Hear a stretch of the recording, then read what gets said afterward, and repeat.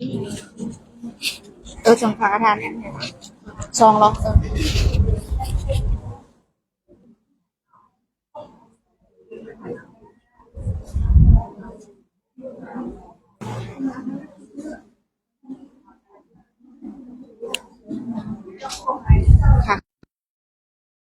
ตอนนี้ท่านเจ้าคุณพระอาจารย์ได้เดินทางมาถึงแล้วนะคะ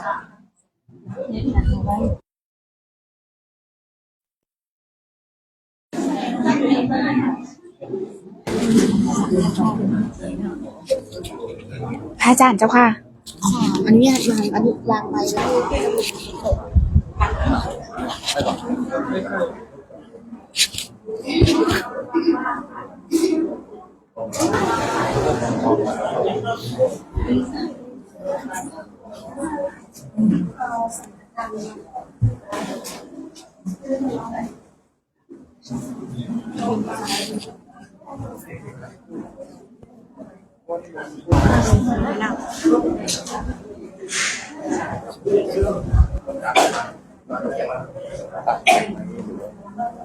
เทียบเลยก็มีเทียบเลย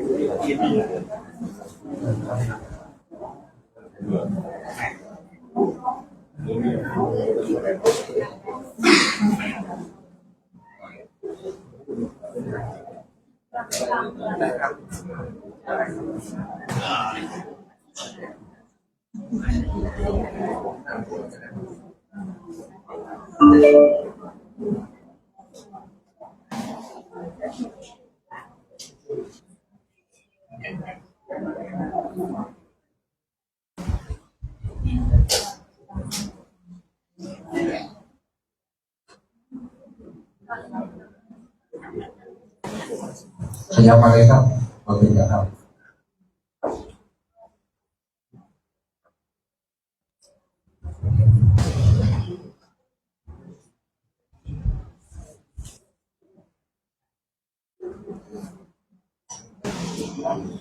ปล่อยใจ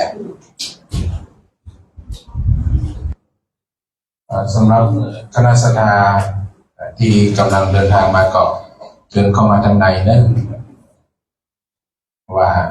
ข้างในมีห้องเปิดแอร์อยู่ครับมันนั่งเกาะอาจจะฮ้อนหน่อยเพราะแอร์เกาะให้จะคุ้มห้องของคุ้มหลายเนาะบางทีก็ถ้าอากาศเย็นๆก็ไม่ค่อยมีปัญหาบางคนบางท่านก็อาจจะไม่ได้รับประทานอาหารบางเทื่อก็มีพันมี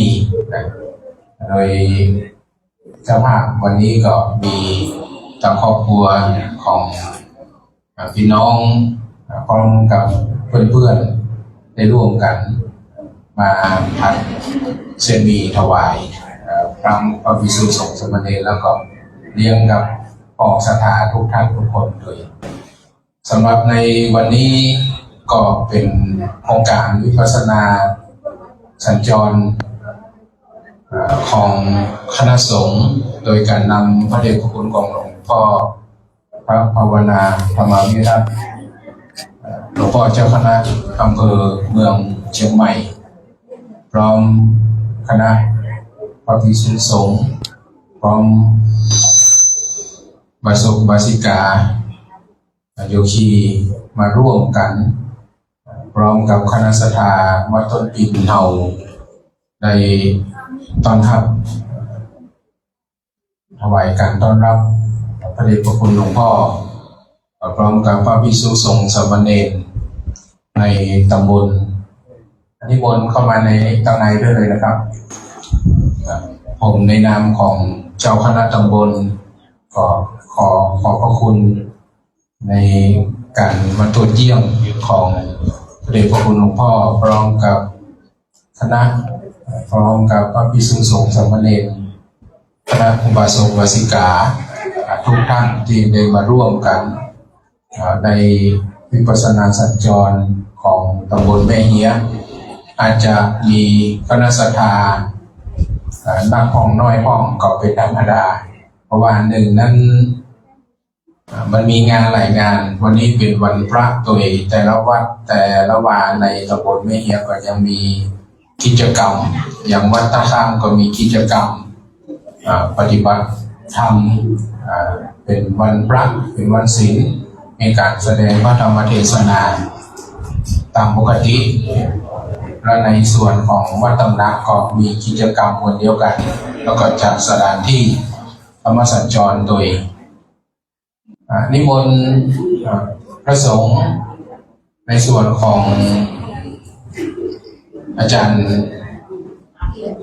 พระมหาฉลวยกันเนาะวัดเมืองมางได้นำพระสงฆ์พร้อมกับอุบาสกอุบาสิกาผู้ปฏิบัติธรรมที่วัดเมืองมางมาร่วมก็นิมนต์ตั้งในหรือวัดของอันวัดลำเปิงนะครับเชิญเข้ามาทางในไม่กระไดนะครับผมยังมีเหลืออยู่ก็ในนามของคณะสงฆ์เมืองไม่เฮียคณะสัทธาอุบาสกอุบาสิกาก็ขอบพระคุณพระเดชพระคุณหลวงพ่อพร้อมกับพระภิกษุสงฆ์โยคีทั้งหลายผู้ประพฤติปฏิบัติธรรมก็ที่เอาจัดกิจกรรมซึ่งวัดต้นปีนนั้นกิจกรรมก็มีปฏิบัติธรรมทุกวันอาทิตย์โดยมีท่านอาจารย์ท่านมหาฉลวยรุโนเป็นอาจารย์สอนกรรมฐานตั้งแต่แรกซึ่งเริ่มต้นตั้งแต่ปีพุทธศักราช 2554 มีการปฏิบัติธรรมเริ่มต้นตั้งแต่เดิมนั้นก็อาจจะบ่มีคิดว่าบ่ได้เป็นวัดที่ประพฤติปฏิบัติแต่ว่าครูบาอาจารย์เพิ่นก็บอกตั้งแต่ตอนเดิมแล้วว่าเป็นวัดปฏิบัตินะก็ยังเถียงเพิ่นอยู่ว่าเป็นไปบ่ได้เพราะว่าอาตมาก็บ่สามารถที่จะสอนกรรมฐานได้เพราะเราบ่ได้เป็นสายพระวิปัสสนาแต่ว่าผลสุดท้ายวัดนี้เพิ่นว่าครูบาอาจารย์เพิ่นจัดสรรเพิ่นว่าธรรมะจัดสรรก็จึงมีปฏิบัติธรรมทุกวันอาทิตย์เกิดขึ้นมาเป็น10 กว่าปีแล้วก็เป็นที่น่าอนุโมทนาบุญถ้าบ่มีศรัทธาผู้ประพฤติปฏิบัติมีพระพุทธเจ้าก็คงเกิดไปเป็นไปบ่ได้ถ้ามีกล้าศรัทธาบ่มีพุทธเจ้าวัดนั้นก็บ่มีความเจริญรุ่งเรืองฉะนั้นเราก็ต้องวัดก็ต้องว่าบวรวัดบ้านโรงเรียนก็ต้องเอื้อเฟื้อซึ่งกันและกันอันนี้ก็ขออนุโมทนาบุญกุศลครูบาอาจารย์ขอต้อนรับครูบาอาจารย์ทุกรูปขออนุโมทนาบุญท่านศรัทธาสาธุชนทุกท่านที่ได้ร่วมกันประพฤติปฏิบัติร่วมกันมาอนุโมทนาร่วมกันที่มาร่วมวิปัสสนาสัญจรขออนุโมทนาแล้วก็ขอต้อนรับครูบาอาจารย์โดยความปิติยินดีอย่างสูงนะครับ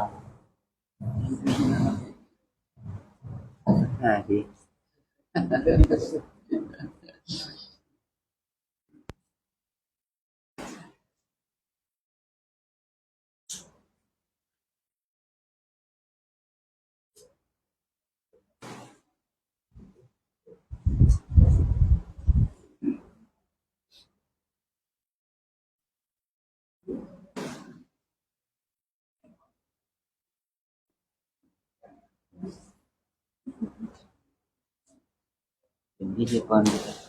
เป็นพิธีกรอะไรกันเป็นพิธีกรประกาศ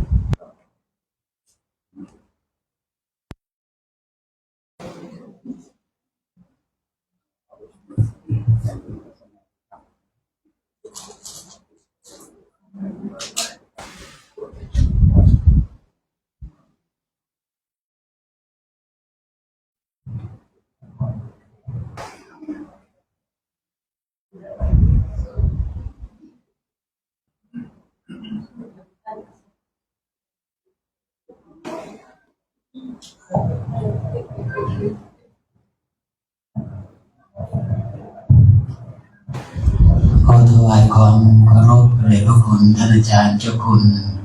พระภาวนาธรรมาภิรัตน์เจ้าคณะอำเภอเมืองเชียงใหม่เจ้าวัดวัดจำเปิดตะโพธารามแล้วก็ขอถวายความเคารพครูบาอาจารย์พระมหาเถระทุกรูปขอเจริญพรคณะผู้ มาร่วมกิจกรรมโครงการวิปัสสนาสัญจรในวันนี้ได้เวลาที่จะเริ่มโครงการ ขอกราบอาราธนาท่านอาจารย์เจ้าคุณพระภาวนาธรรมาภิรัตน์ได้กดสวิตช์ทูปเทียน แล้วก็นำกล่าวบูชาพระรัตนตรัยครับขอกราบอาราธนาครับ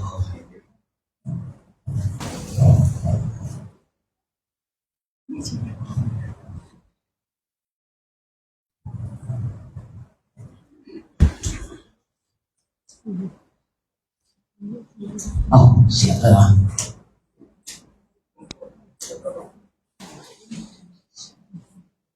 อ๋อสวิตช์ยังไม่ได้เสียบสมาธิ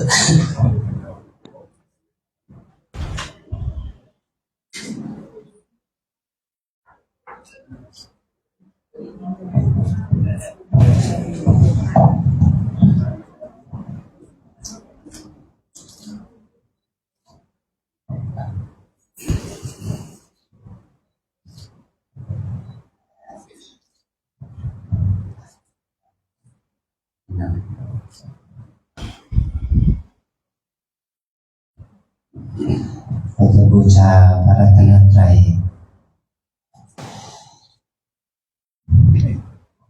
โยโสภะคะวะอะระหังสัมมาสัมพุทโธสวากขาโตเยนะภะคะวะตาธัมโมสุปฏิปันโนยัสสะภะคะวะโตสาวกสังโฆธัมมายังภะคะวันตังสัทธัมมังสัสสังฆังอิเมหิสักการะนิยถาระหังโรปิเตหิอาภิปุชยามะสาธุโนพันเตภะคะวาสุจิราภารินิพุตโตปิปัจฉิมาสนะทานุกัมปะมานัสสะอิเมสะคาเร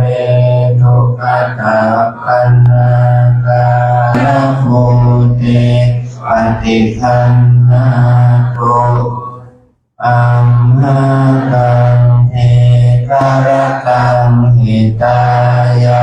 สุขายะอะระหังสัมมาสัมพุทโธภะคะวาพุทธังภะคะวันตังอะภิวาเทสวากขาโตภะคะวะตาธัมโมธัมมังนัสสามิสุปฏิปันโนภะคะวะโต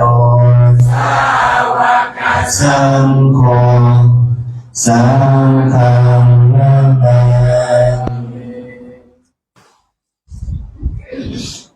อันนามัญญังพุทธัสสะภะคะวะโตปุปภาคานามาการังกะโรมะเสนะโมตัสสะภะคะวะโตอะระหะโตสัมมาสัมพุทธัสสะนะโมตัสสะภะคะวะโตอะระหะโตสัมมาสัมพุทธัสสะนะโมตัสสะภะคะวะโตอะระหะโตสัมมาสัมพุทธัสสะอันนามายังพุทธานุสตินะยังกะโรมะเสภะคะวะอะระหังสัมมาสัมพุทโธ ชาจารณสัมปันโนสุขโตภาวิโทอนุตตรโภริสัทธัมมัสสารทิสังฆาวัมมนุสานังพุทโธภควาติ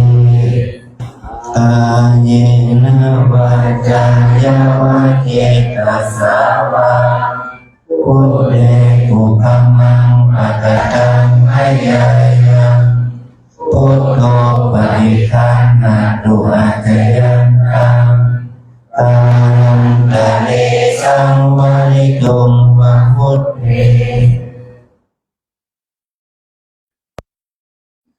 ทันนมยังธรรมานุสตินยังกะโรมาเสภะโตภะคะวันตาธัมโม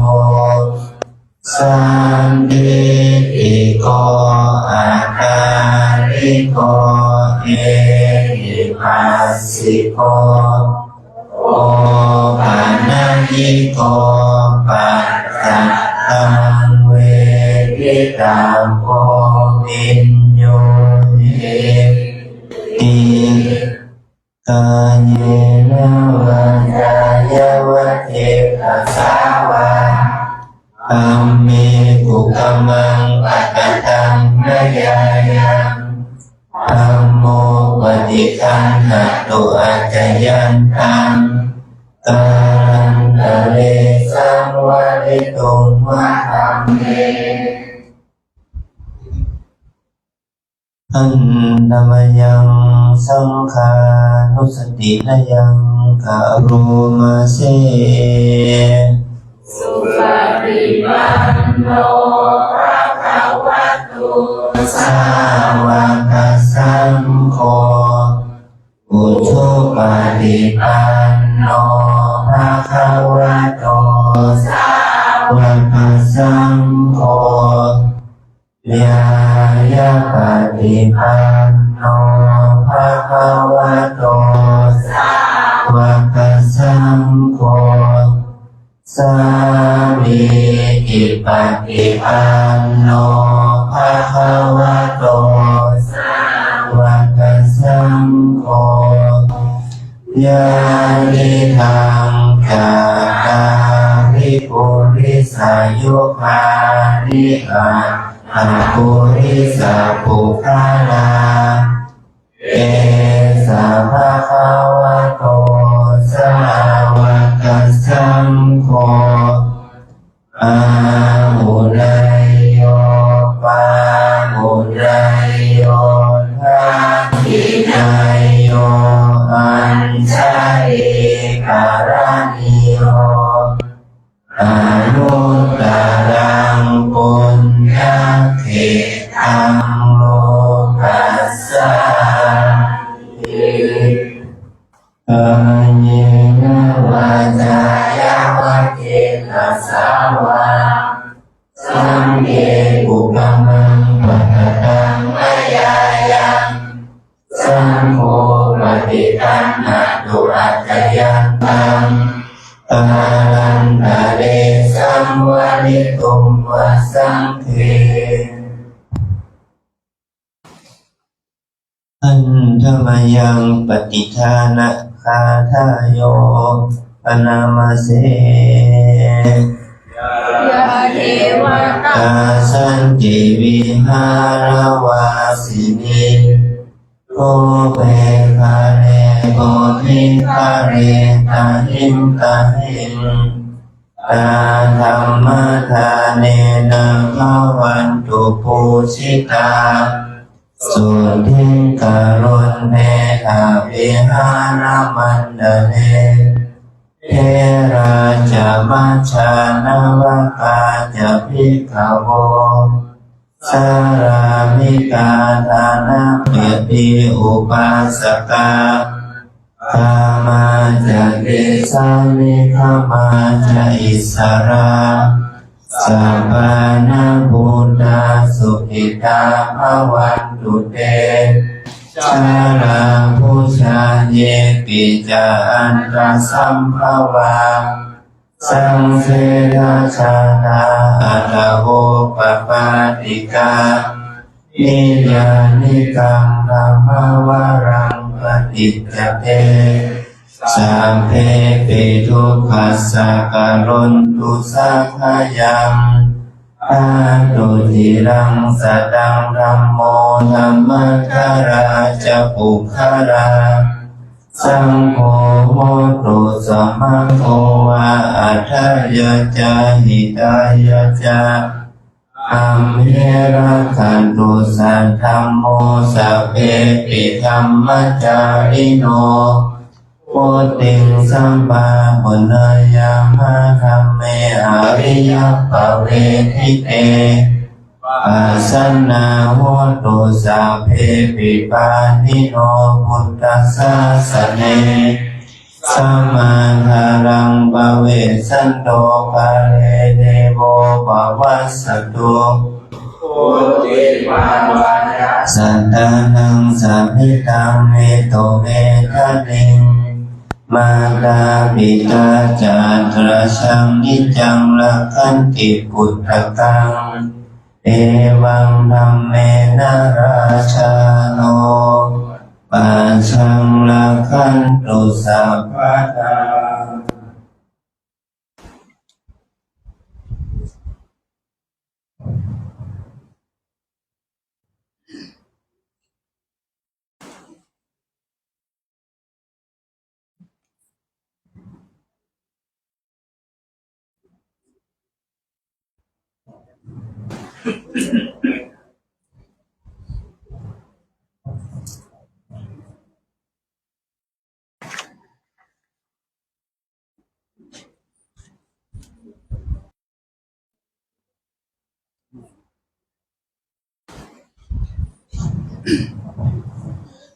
ก่อนที่ท่านอาจารย์เจ้าคุณจะได้กล่าวเปิดงานที่ไปที่มาของโครงการวิปัสสนาสัญจรขออาราธนาท่านพระครูอาภัสรัตนธาดาเจ้าวาดวัดต้นบินเจ้าคณะตำบลแม่เฮียในฐานะเจ้าสำนักปฏิบัติธรรมประจำจังหวัดของวัดต้นบินได้กล่าวรายงานอย่างย่อๆเอาอย่างย่อๆ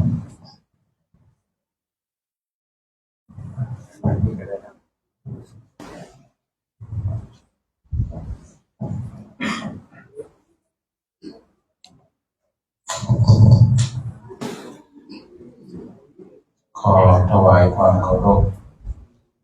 ในพระคุณหลวงพ่อพระภาวนาธรรมพิรัตน์พ่อเจ้าคณะอำเภอเมืองเชียงใหม่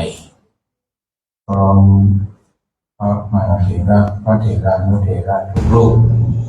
ขอเจริญสุขเจริญพรมายังท่านศรัทธาสาธุชนพุทธบริษัททั้งหลายวัดโสวสิกาผู้ปฏิบัติธรรมทุกท่านทุกคนในวันนี้ทางวัดต้นปิ่นได้มีโอกาสต้อนรับคณะพระวิปัสสนาสัญจรของพระเดชพระคุณหลวงพ่อพร้อมกับคณะทุกท่านทุกคนซึ่งในตำบลแม่เฮียนั้นได้มอบหมายให้วัดต้นปิ่นนี้เป็นชุดต้อนรับวิปัสสนาสัญจรของปี 2568 ในคราวครั้งนี้ก็มีความยินดียินดีที่ได้ต้อนรับพระเดชพระคุณหลวงพ่อพร้อมกับคณะทุกท่านแล้วก็โครงการธรรมสัญจรซึ่งเป็นวิปัสสนาสัญจรของทางอำเภอซึ่งทางวัดต้นปิ่นนั้นก็มีศูนย์ปฏิบัติธรรมเป็นแหล่งที่36ของจังหวัดเชียงใหม่เป็นศูนย์ปฏิบัติธรรมของคณะศรัทธาผู้ปฏิบัติธรรมทุกท่านที่เมื่อกี้ผมก็ได้ไปตั้งแต่ตอนแรกว่า เริ่มต้นมีการปฏิบัติธรรมของอุบาสกอุบาสิกาเริ่มต้นตั้งแต่เมื่อปี2554ได้เริ่มต้นมีการปฏิบัติธรรมมาโดยตลอดจนผู้ปฏิบัติธรรมก็ถามว่าวัดเฮาก็ได้เป็นสำนักปฏิบัติธรรมเทกาก็เลยขออนุญาตทางจังหวัดรายงานขึ้นไปตามครูบาอาจารย์เพื่อก็พิจารณาในเป็นสำนักปฏิบัติธรรมแห่งที่36ซึ่งคณะสัตยาอุบาสกอุบาสิกาก็ได้ประพฤติปฏิบัติมาโดยตลอดก็เป็นที่ยินดีที่ว่ามีสำนักปฏิบัติธรรมซึ่งโดยเฉพาะอุบาสกอุบาสิกาคนเฒ่าคนแก่เราได้เข้าวัดเข้าวาประพฤติปฏิบัติธรรมมาโดยตลอดในนามของเจ้าสำนักในนามของเจ้าคณะตำบลผมก็มีความยินดีที่ได้ต้อนรับขับสู่ครูบาอาจารย์ที่ได้ออกตรวจเยี่ยมเป็นวิปัสสนาสัญจรในพบปะผู้ปฏิบัติธรรมได้ให้กำลังใจผู้ประพฤติปฏิบัติธรรมในตำบลเฮียนเอาโดยฉะนั้นก็ขออนุโมทนาบุญกุศลกับครูบาอาจารย์พร้อมกับอนุโมทนากับท่านศรัทธาสาธุชนทุกท่านทุกคนที่ได้ร่วมกันมาประพฤติปฏิบัติขอต้อนรับขับสู่อาจจะขาดตัวปกป้องสิ่งใดสิ่งหนึ่งก็ขอสมาอภัยมาหน้าที่นี้ตัวเองขอแสดงความเคารพครูบาอาจารย์นะครับ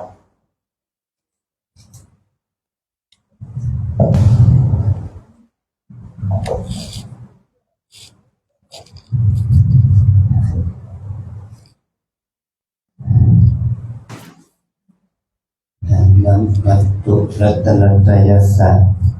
ขอความน้อมน้อมของข้าพเจ้าจงมีแด่พระรัตนตรัยขอโอกาสเกิดท่านครูอาจารย์คณะทาราเจ้าคณะตำบลสุดไม่เหียและเจ้าสำนักปฏิบัติธรรมประจำจังหวัดเชียงใหม่แห่งที่36แล้วก็พระเจ้าอาวาสแต่ละวัดมหาเจริญเจ้าวัดนั่นบอกว่าแต่คณะสัตยาญาติโยมมาสุมาสิกาทั้งหลาย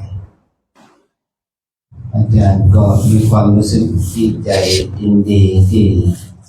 ได้มาเยี่ยมสำนักปฏิบัติธรรมประจำจังหวัดที่ได้รับการอนุมัติจากมหาเถรสมาคมให้วัดระบิดเหล่านี้เป็นสำนักปฏิบัติธรรมประจำจังหวัดเราบ่ได้มีความรู้สึกว่ามันเป็นวัดเล็กวัดน้อยวัดกลางวัดใหญ่อะไรหรอกแต่เราทั้งหลายก็มาวัดจิตปัจจัยของเรานะศรัทธาพ่อแม่เราก็ออกไปออกทั้งหลายเราจะได้พูดถึงคุณค่าของพระรัตนตรัยเนาะเมื่อเรามีวัดก็ว่าภาษาของคนเหนือของเราว่าเรียกว่าของแก้วอารามของแก้วสามประการเรามีของแก้วแล้วเขาจะเนี่ยอย่างกับของแก้วเนี่ยเขาก็จะบูชาของแก้วทั้งสามประการนี้ด้วยการทำความดี3อย่างว่าทานมัยศีลมัยภาวนามัยนี่แหละว่าถ้าเราได้ประพฤติปฏิบัติตามความดีงามเดี๋ยวว่าบุญกิริยาวัตถุ3ประการเนี่ยก็ถือว่าของแก้วนั้นได้รับการอุปถัมภ์ดูแลเอาใจใส่จากพุทธศาสนิกชนนะถ้าเราไม่ได้ปฏิบัติทำกิจกรรมน้อยใหญ่แต่ตามคำบอกของการศีลมหักษาภาวนากับตัวในปฏิบัติมันก็บอกเป็นความแก้วมันเป็นแค่ศาสนสถานประกอบพิธีกรรมเล็กน้อยไปตามเหตุตามปัจจัยเนาะแต่นี่เราได้อาศัยที่ว่ามีความแก้วแล้วเราต้องปฏิบัติแก้ว3ประการ การปฏิบัติคือการเอาใจใส่ดูแลเกี่ยวกับอาการนี่ก็คือพวกเราทั้งหลายต้องทำความดีงามสามการยังที่ทำมาแล้วคือการศีลภาวนา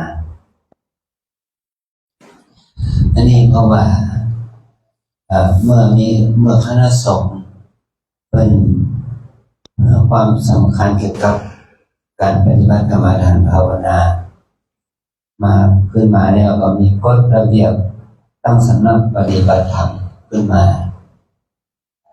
เพราะว่าแต่ก่อนมาเนี่ยเป็นร้อยปีมาแล้วเนาะพระพุทธศาสนาเนี่ยก็มีเป็นแบ่งเป็นสองประเภทคือประเภทที่หนึ่งคืออริยวาสีวัดป่าคามวาสีวัดป่าอริยวาสีนั่นเป็นวัดที่พระสงฆ์ไปอยู่กันเพื่อปฏิบัติธรรมนะเราเรียกว่าอริยวาสีส่วนคามวาสีก็ตามสไตล์ตามเหตุศึกษาเราเรียนประพฤติปฏิบัติธรรมตามกรรมเนี่ยเพื่อสนองกุศลศรัทธาของชาวบ้านต่อมาเมื่อมาสมัยนี้มันก็มีวัดเรียกว่ามีวัดป่าวัดบ้านขนาดนั้นแหละสายวัดป่าสายวัดบ้านแต่มันบ่มีกิจกรรมที่ตายตัวเพราะว่าครูบาอาจารย์ท่านมีบารมีท่านก็มีลูกศิษย์ลูกหานั่งเหมือนกับว่าเอายกอย่างว่าเมื่อครูบาเจ้าศรีวิชัยเกิดขึ้นเนี่ยเพิ่นไม่ได้เป็นสายวัดป่านะมันเป็นสายวัดเป็นสายครูบาพัฒนาก็มันจะเป็นวัดป่าทีเดียวเมื่อคณะสงฆ์อะไรของไทยเนี่ยคณะสงฆ์ธรรมยุทธเกิดขึ้นเปิ้นถือว่าเปิ้นเป็นพระสายวัดป่าอรัญญวาสีแล้ววัดบ้านล่ะมีเป็นจำนวนหมื่นวัดล่ะทำอย่างอยู่ก็มีพระสงฆ์ที่มีบารมีแบบมีอุปนิสัยได้จัดสถานที่ปฏิบัติธรรมเกิดขึ้นเนี่ยเราจะเรียกพระเหล่านี้ว่าเป็นพระอะไรอย่างไรก็ต้องเมื่อเกิดเหตุการณ์อย่างนี้ขึ้นมาแล้วก็เมื่อคนเราก็มีโอกาสที่จะประพฤติปฏิบัติสั่งสอนกันที่อยู่ในบ้านเนี่ยเอาจะเรียกวัดเรานี้อย่างไรก็เมื่อสังคมเป็นตั้งคำถามในกับข้าสงฆ์เป็นกับว่ามีการตั้งเป็นสำนักปฏิบัติธรรมเป็นเมื่อวัดนั้นมีความพร้อมมีโบสถ์มีวิหารมีศาลามีกุฏิมีห้องน้ำห้องพระมีโรงครัวหอฉันพร้อมที่จะรองรับสถานญาติโยมได้ก็ด้วยความที่ว่ามีบุคลากรพระสงฆ์จะสอนกรรมฐานญาติโยมได้ก็เมื่อตั้งเป็นสำนักปฏิบัติธรรมได้ก็ในก่อนมันก็บอกมีแต่ว่าเขาก็มีความเนื่อเชื่อใจกันเนาะก็วันนี้เนี่ยยกอย่างอาจจะมาขอยกอย่างที่วัดน้ำเปิดเนี่ยก็เป็นสำนักปฏิบัติธรรมโดยครูบาอาจารย์พระหลวงพ่อพระพรหมมงคลเนี่ยเป็นได้ตั้งสำนักปฏิบัติธรรมที่วัดมาแล้วก็มาขยายเป็นวัดน้ำเปิดเนี่ยก็ด้วยความเป็นอุปนิสัยของหลวงพ่อเพิ่นได้ตั้งสำนักปฏิบัติธรรมแม้แต่เพิ่นไปจอมทองมันก็ไปขยายสำนักปฏิบัติธรรมที่จอมทองนั่นแหละก็มีลูกศิษย์ลูกหาศรัทธาญาติโยมมาสมมาสิกาเนาะไปปฏิบัติธรรมกันนะแล้วก็ตอนหลังก็เพิ่นได้ยกว่าวัดเหล่านี้มีความพร้อมก็ให้เป็นศูนย์พัฒนาจิตเป็นสำนักปฏิบัติธรรมประจำจังหวัดแห่งที่หนึ่งแห่งที่สองแห่งที่สามและการรับจนถึงปัจจุบันนี้ที่วัดบ้านฟุกวัดตุลปีนก็เป็นแห่งที่36นะแล้วก็จะมีแห่งต่อไปของพูดอยู่ไรล่ะแล้วก็มีเพื่อสนองงานของคณะสงฆ์เพื่อเป็นที่พึ่งทางด้านจิตใจแก่ศรัทธาญาติโยมเพื่อเป็นสถานที่ปฏิบัติธรรมถ้าเขาจะแปลออกมาเป็นคร่าวๆว่าเป็นสำนักปฏิบัติธรรมขนาดเล็กขนาดกลางขนาดใหญ่นะหรือว่าในระดับนานาชาติยัง เนี่ยเพราะว่าเขาจะต้องช่วยกันเผยแพร่พระศาสนาการเผยแพร่พระศาสนาก็ด้วยการนำเอามาซึ่งพระภิกษุสามเณรแม่ชีอุบาสกอุบาสิกาเข้าสู่ธรรมเข้าสู่หลักธรรมเนี่ยจะต้องมีอาศัยความศรัทธาความเลื่อมใสของพระสงฆ์เป็นตัวพงเป็นตัวนำพาศรัทธาญาติโยมเข้าสู่การปฏิบัติเนี่ยเพราะเหตุนี้เราถึงอาศัยเหตุปัจจัยว่าเราจะได้พัฒนาวัดเพื่อเป็นสำนักปฏิบัติธรรมขึ้นมานี่คือความอานิสงส์ผลบุญนี้ก็จะเกิดความร่มเย็นเป็นสุขเป็นพระศาสนาเป็นที่พึ่งแก่ศรัทธาญาติโยมได้นะเมื่อพระศาสนาเป็นที่พึ่งแก่ศรัทธาญาติโยมได้มันก็ทำให้สถาบันศาสนานะได้รับความเคารพนับถือบูชาเนี่ยเพราะเหตุนี้เป็นเพราะเหตุว่าถ้าเราทั้งหลายนั้นเอาห่างจากพระธรรมเอาห่างจากข้อศีลข้อธรรมมันก็เกิดความวิบัติทางด้านศีลธรรมวิบัติทางด้านของศรัทธาที่ข่าวที่มีมาในสังคมเราปัจจุบันเนี่ยมันมีความวิบัติทางด้านความเชื่อศรัทธาพฤติกรรมเองบดีงามบดีงามมันก็เกิดขึ้นถ้าเราภิกษุณีอุบาสกอุบาสิกาก็ช่วยกันดูแลรักษาศาสนาก็ทำให้เกิดความเสื่อมศรัทธาความวิกฤตศรัทธาที่จะเกิดขึ้นกับชาวพุทธเราทุกคนนะแล้วก็เป็นที่จะมิตรที่ฉินนินทาของศาสนิกชนอื่นว่าพวกเรานั้นเป็นพุทธศาสนิกชนเองมีความมีความเคร่งครัดในข้อศีลข้อธรรมของพระสัมมาสัมพุทธเจ้าเพราะเหตุนี้เราต้องฝึกช่วยกันช่วยกันชูบูชาพระรัตนตรัยด้วยการนำเอาหล่นมาปฏิบัติธรรมเนี่ยมันเป็นเห็นให้ความมั่นคงของพระรัตนตรัยเนี่ยมันจะเกิดขึ้นกับพวกเราทั้งหลายว่าชาวพุทธเราเนี่ยพุทธศาสนาของเราเนี่ยมันไม่ใช่ว่ามีแต่เฉพาะพุทธศาสนาพุทธศาสนิกชนเป็นพระภิกษุอย่างเดียวพุทธศาสนิกชนที่เป็นวัดสงฆ์วัดศิกาก็มีอยู่นั่นเหมือนกับเหตุการณ์ที่เกิดขึ้นในประเทศศรีลังกาในสมัยพระเจ้าทรงธรรมพระเจ้าอยู่หัวในแผ่นดินอยุธยานะเนี่ยในประเทศศรีลังกานะที่พระพุทธศาสนาเผยแพร่มาตั้งแต่สมัยพ.ศ. 200 กว่าสมัยพระเจ้าโศกมหาราชมาจนถึงสมัยที่พระเจ้าทรงธรรมเนี่ยภิกษุบริษัทหมดจากเกาะลังกานะมีภิกษุเลยมีแค่สามเณรมีแค่สามเณรหรือมีแค่คนที่ถือศีล10เท่านั้นแหละจึงเกิดคนที่ชาวพุทธอุบาสกอุบาสิกาก็มีอยู่จึงก่อให้เกิดคำว่ามีการพูดมาขอพระพุทธศาสนาจากอยุธยาไปเผยแพร่ไปบวชพระที่ประสิทธิ์ศรีลังกาในสมัยพระเจ้าทรงธรรมโดยมีของพระอุบาลีพระอุบาลีเถระนำพุทธศาสนาไปจนกลายเป็นนิกายสยามวงศ์ในสมัยในศรีลังกาจนมาจนถึงทุกวันนี้พระพุทธศาสนานั้นบางครั้งเนี่ยภิกษุมีความวิกฤตทางด้านศีลธรรมบางทีก็มีความวิกฤตทางด้านสงครามนะเพราะว่าศรีลังกาสมัยนั้นเนี่ยคนทมิฬเนี่ยมันลุกลานศรีลังกาคนทมิฬเป็นพวกฮินดูนะพวกฮินดูพวกพราหมณ์พวกฮินดูเนี่ยเขาก็ทำร้ายพระสงฆ์จนหมดเกาะศรีลังกานะทำร้ายพระสงฆ์นะจนหมดเลย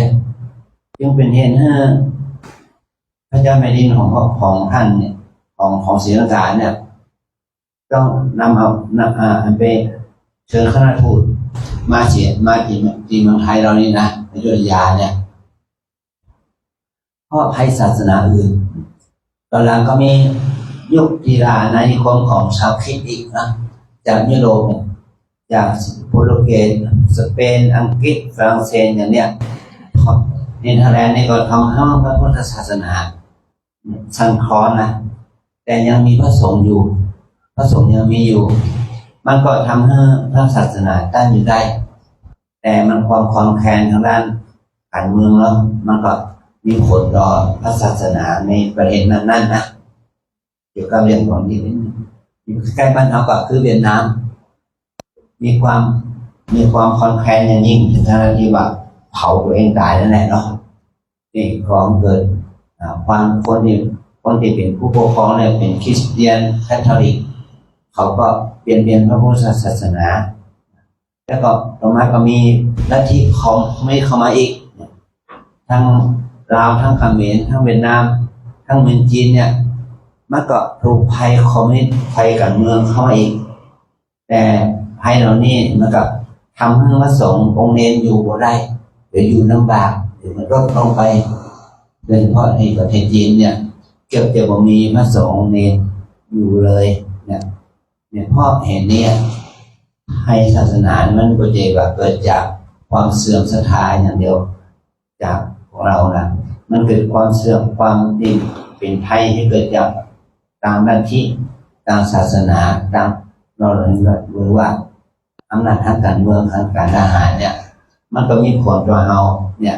เพราะเห็นเนี่ยถ้าเราเสื่อมถ้าเราจะไปสอนซึ่งถอยความศรัทธาต่อศาสนาก็มันก็เป็นเองให้ลัทธิในการทางการเมืองนั่นแหละมีอำนาจที่จะถือความชอบธรรมที่จะเข้ามาปกครองหรือเข้ามาสร้างกฎระเบียบกฎเกณฑ์ต่างๆที่เป็นความก่อให้เกิดความยากลำบากในการเป็นอยู่นะมันก็ยากลำบากแต่รวมไม่ถึงว่าถ้าพวกเราบ่มีการเพื่อปฏิบัติตามข้อศีลข้อธรรมอันนี้เป็นความยากยิ่งกว่าจะทำยังไงให้เราพระสงฆ์เรียนเมธีบวชบวชกาเข้าถึงสิ่งถึงธรรมเนี่ยในยุคสมัยนี้ก็ยากนะมันสื่อโซเชียลนะสื่อสังคมมันมากสื่อโซเชียลสื่อสังคมมันมากมันถ่ายทอดความรู้สึกออกมาทางสื่อเนี่ยมันมีมากมายเพราะเหตุนี้เราจะต้องสนใจที่จะเอาใจใส่ดูแลตัวเองในการประพฤติปฏิบัติทำการภาวนาเพื่อเราเข้าถึงพระธรรมคำสอนของพระเจ้าด้วยการเอาตัวเองปฏิบัติเนี่ยจึงเป็นเหตุให้เราได้มีโครงการวิปัสสนาสัญจรขึ้นมาเป็นบรรทัดเบื้องต้นนะอาจารย์ก็ได้ทำกิจกรรมนี้มาเป็นปีที่ 2เราได้ความคิดว่าอยากจะให้โครงการนี้ธรรมะสัญจรเนี่ยมันขยายผลเอาวิปัสสนาสัญจรขึ้นมาพอธรรมะสัญจรก็มาเทศการสร้างกับ1 ชั่วโมงเสร็จแล้วกลับบ้านแต่ประมาณนะแต่อาตมาทำนี่ก็คือว่ามาบรรยายให้เห็นน้อย30 นาทีหลังจากนั้นเขาก็เดินจงกรมแล้วทำที่ภาวนากันสัก1 ชั่วโมง1 ชั่วโมงกว่าก็เลิกละกันเหมือนกันเนาะ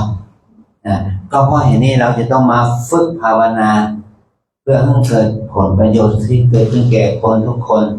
ทั้งผู้หนุ่มผู้แก่ผู้สูงอายุหรือว่าคนหนุ่มคนสาวเมื่อได้เดินจงกรมนั่งสมาธิมาภาวนากันจริงๆก็จะมาฟังเทศกันเฉยๆหรอกเมื่อเรามาหัวว่าสำนักปฏิบัติธรรมเนี่ยเราก็ต้องปฏิบัติธรรมกันจริงๆเราต้องปฏิบัติธรรมกันเมื่อเห็นผลว่าชาวบ้านชาวพุทธเนี่ยวัดโซวัจิการได้มีโอกาสได้ประพฤติปฏิบัติธรรมนั่นแหละนะจึงเป็นเหตุเป็นผลที่เราได้ทำกิจกรรมวิปัสสนาสัญจรที่ตำบลสุเทพได้รับการอุปถัมภ์จากเทศบาลเมืองสุเทพนะ100,000 บาทแล้วก็เขาก็เคลื่อนไปตามวัดต่างๆในเขตตำบลสุเทพ13 วัดแล้วก็อีก3 โรงเรียนเป็นการขับเคลื่อนวิปัสสนาสัญจรแต่วิปัสสนาสัญจรนอกเขตตำบลสุเทพนะเป็นกิจกรรมของคณะสงฆ์อำเภอเมืองเราได้ดงเป็นกิจกรรมที่อาจารย์มาพิจารณาว่ากรรมฐานนี่มันก็ต้องเข้าหาทุกภาคส่วนแต่กิจกรรมเนี่ยได้รับการร่วมมือจากคณะสงฆ์ เจ้าคณะตำบลเนี่ยเจ้าคณะตำบลไม่เหี้ยแต่เจ้าอาวัดทุกวัดเนาะมีวัดจำนักเนาะวัดอุโบสถวัดปาจีวัดอย่างนี้ตาข้ามส่วนที่ดอยคำถ้าต่างๆเนี่ยมาร่วมกันป่าสถานญาติโยมมาร่วมกันเท่าที่มาได้ แล้วก็มาประพฤติปฏิบัติกันเนี่ยเพราะว่าเราต้องการให้สถานญาติโยมได้ฝึกการเจริญสติในการเดินจงกรมนั่งสมาธิมาเป็นเหมือนกับว่ามาเรียนรู้วิธีการเจริญวิปัสสนากรรมฐานเบื้องต้นเพื่อให้เรานั้นได้อุปนิสัยได้บุญในกุศลภาวนาเนี่ยจะเป็นอันที่สองให้เรานั้นได้ประพฤติปฏิบัติด้วยการภาวนาเนี่ยเพื่อให้เป็นบารมีธรรมมันให้เกิดขึ้นแก่เราทุกคนเนี่ยเราได้มีจิตอธิษฐานในการทำบุญทุกครั้งนะว่าอิตังตนะกัมมังนิพพานะประโยชน์ของจุโนนิจังเนาะอิตังศีลกัมมังอิตังภาวนากัมมังนิพพานะปัจโยชน์ของจุโนนิจังนี่แหละโดยเฉพาะการจะลงทำแล้วเนาะศีลกับสมาทานกันแล้วเนาะแต่ภาวนายมทำแค่30 วินาที1 นาทีมันจะพอกว่ามันบอกพอนะมันพออย่างนี้เขาอายุถึง60 ปี70 ปี50 ปีเนี่ยเขารวมเวลา1 นาทีในการภาวนาในขณะนั้นน่ะมันจะได้กี่นาทีล่ะในชีวิตนี้มันก็ได้ประมาณสัก10 นาที3 นาทีมัน1 ชั่วโมงจะถึงกองอย่างนี้นะตอนนี้เราก็มาประพฤติปฏิบัติอย่างนี้เพราะว่าเราทุกคนได้อุปนิสัยได้บารมีธรรมที่เกิดขึ้นเพื่อให้เราทั้งหลายนั้นได้ประพฤติปฏิบัติมันจะก่อให้เกิดประโยชน์สุดผลโดยเฉพาะที่สำนักปฏิบัติธรรมประจำจังหวัดเชียงใหม่แห่งที่36วัดต้นปีเนี่ยโดยทางพระครูอาภัสรัตนธาดาได้เป็นเจ้าสำนักแล้วก็มีท่านอาจารย์มาช่วยมาช่วยสอนมาช่วยแนะนำเนี่ยมันก็เป็นฐานเบื้องต้นเราทั้งหลายนั้นได้สัมผัสพระกรรมฐานได้อย่างท่องแท้จริงจังแล้วก็ก่อนเกิดประโยชน์สุดผลนั่นเป็นที่พึ่งแก่จิตใจของเราได้สืบต่อไปอาจารย์จึงขออนุโมทนาความดีงามของบุญกุศลนี้ที่เราทั้งหลายได้กระทำบำเพ็ญแล้วเนี่ยนั่นเป็นพลังบุญเกื้อกูลเราทั้งหลายได้เข้าถึงความดีงามในส่วนของภาวนาใหม่เนี่ยเพื่อความตั้งมั่นในพระศาสนาสมาปฏิบัติเพื่อความเจริญงอกงามในบุญในพระรัตนตรัยเนี่ยยงมีความมั่นคงเพื่อกุศลพระศาสนาด้วยการทำผลงานความดีนี้เพื่อพระสงฆ์ของเจ้าจะได้เป็นผู้นำด้านจิตใจของเราสืบต่อไปขอพลังบุญกุศลนี้จงเป็นอานิสงส์ผลบุญเกื้อกูลของเราทั้งหลายให้งอกงามในบุญเพื่อบุญบารมีธรรมถึงถูกต้องด้วยปัญญาศีลสมาธิอายุวันนะสุขภาพราชจงทุกประการและขอเป็นเกี่ยวกับความเจริญแห่งมรรคผลนิพพานเป็นที่สุดจงมาเกิดมีแก่พวกเราทั้งหลายจงทุกข์ทรมานกันด้วยเถิด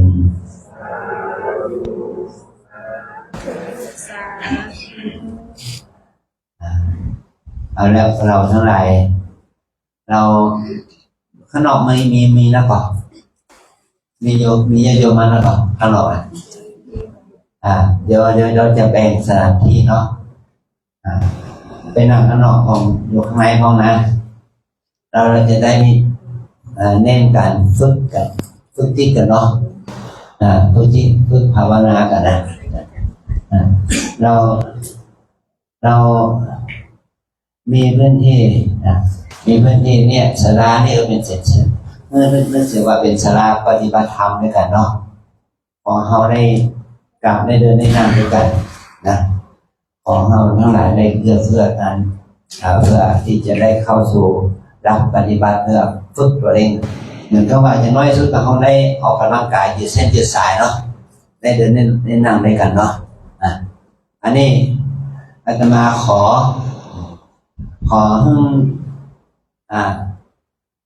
วสิกาเอาเป็นวสิกาเลยก็เนาะไปปฏิบัตินั่งไปกราบสติปัฏฐานไปกราบสติปัฏฐาน ได้เดินในหนังข้างนอกแต่ให้มันข้างนอกมันกว้างขวางหน่อยเนาะ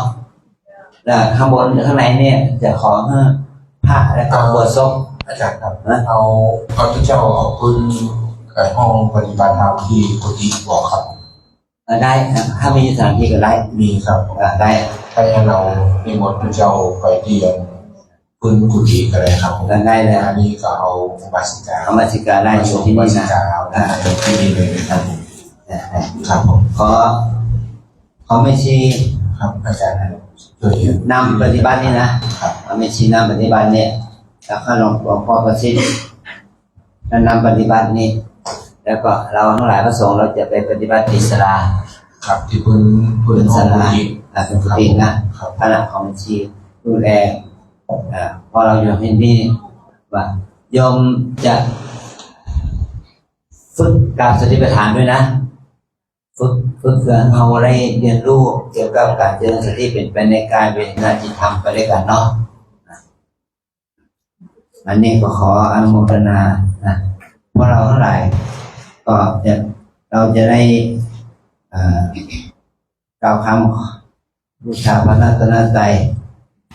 อธิษฐานพระกรรมฐานนะ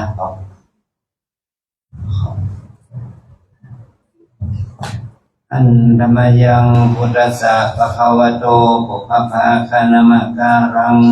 กะโรมาเสนะโมตัสสะภะคะวะโตอะระหะโตสัมมาสัมพุทธัสสะนะโมตัสสะภะคะวะโตอะระหะโตสัมมาสัมพุทธัสสะนะโมตัสสะ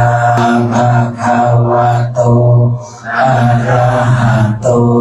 สัมมาสัมพุทธัสสะมาจามอิมาหังภะคะวาอิมาหังภะคะวาอัตตะภาวังอัตตะภาวังตุมหากังตุมหากังปริจจฉามิปริจจฉามิข้าแต่สมเด็จพระผู้มีพระภาคเจ้าข้าแต่สมเด็จพระผู้มีพระภาคเจ้าข้าพระองค์ขอมอบกายถวายชีวิตข้าพระองค์ขอมอบกายถวายชีวิตต่อพระรัตนตรัยต่อพระรัตนตรัยมหังอาจาริยะอิมาหังอาจาริยะอัตตะภาวังอัตตะภาวังหากังตุมหากังปริจจฉามิปริจจฉามิข้าแต่พระอาจารย์ผู้เจริญข้าแต่พระอาจารย์ผู้เจริญข้าพเจ้าขอมอบกายถวายตัวข้าพเจ้าขอมอบกายถวายตัวต่อครูบาอาจารย์ต่อครูบาอาจารย์เพื่อจะปฏิบัติวิปัสสนากรรมฐานต่อไปวิปัสสนากรรมฐานต่อไป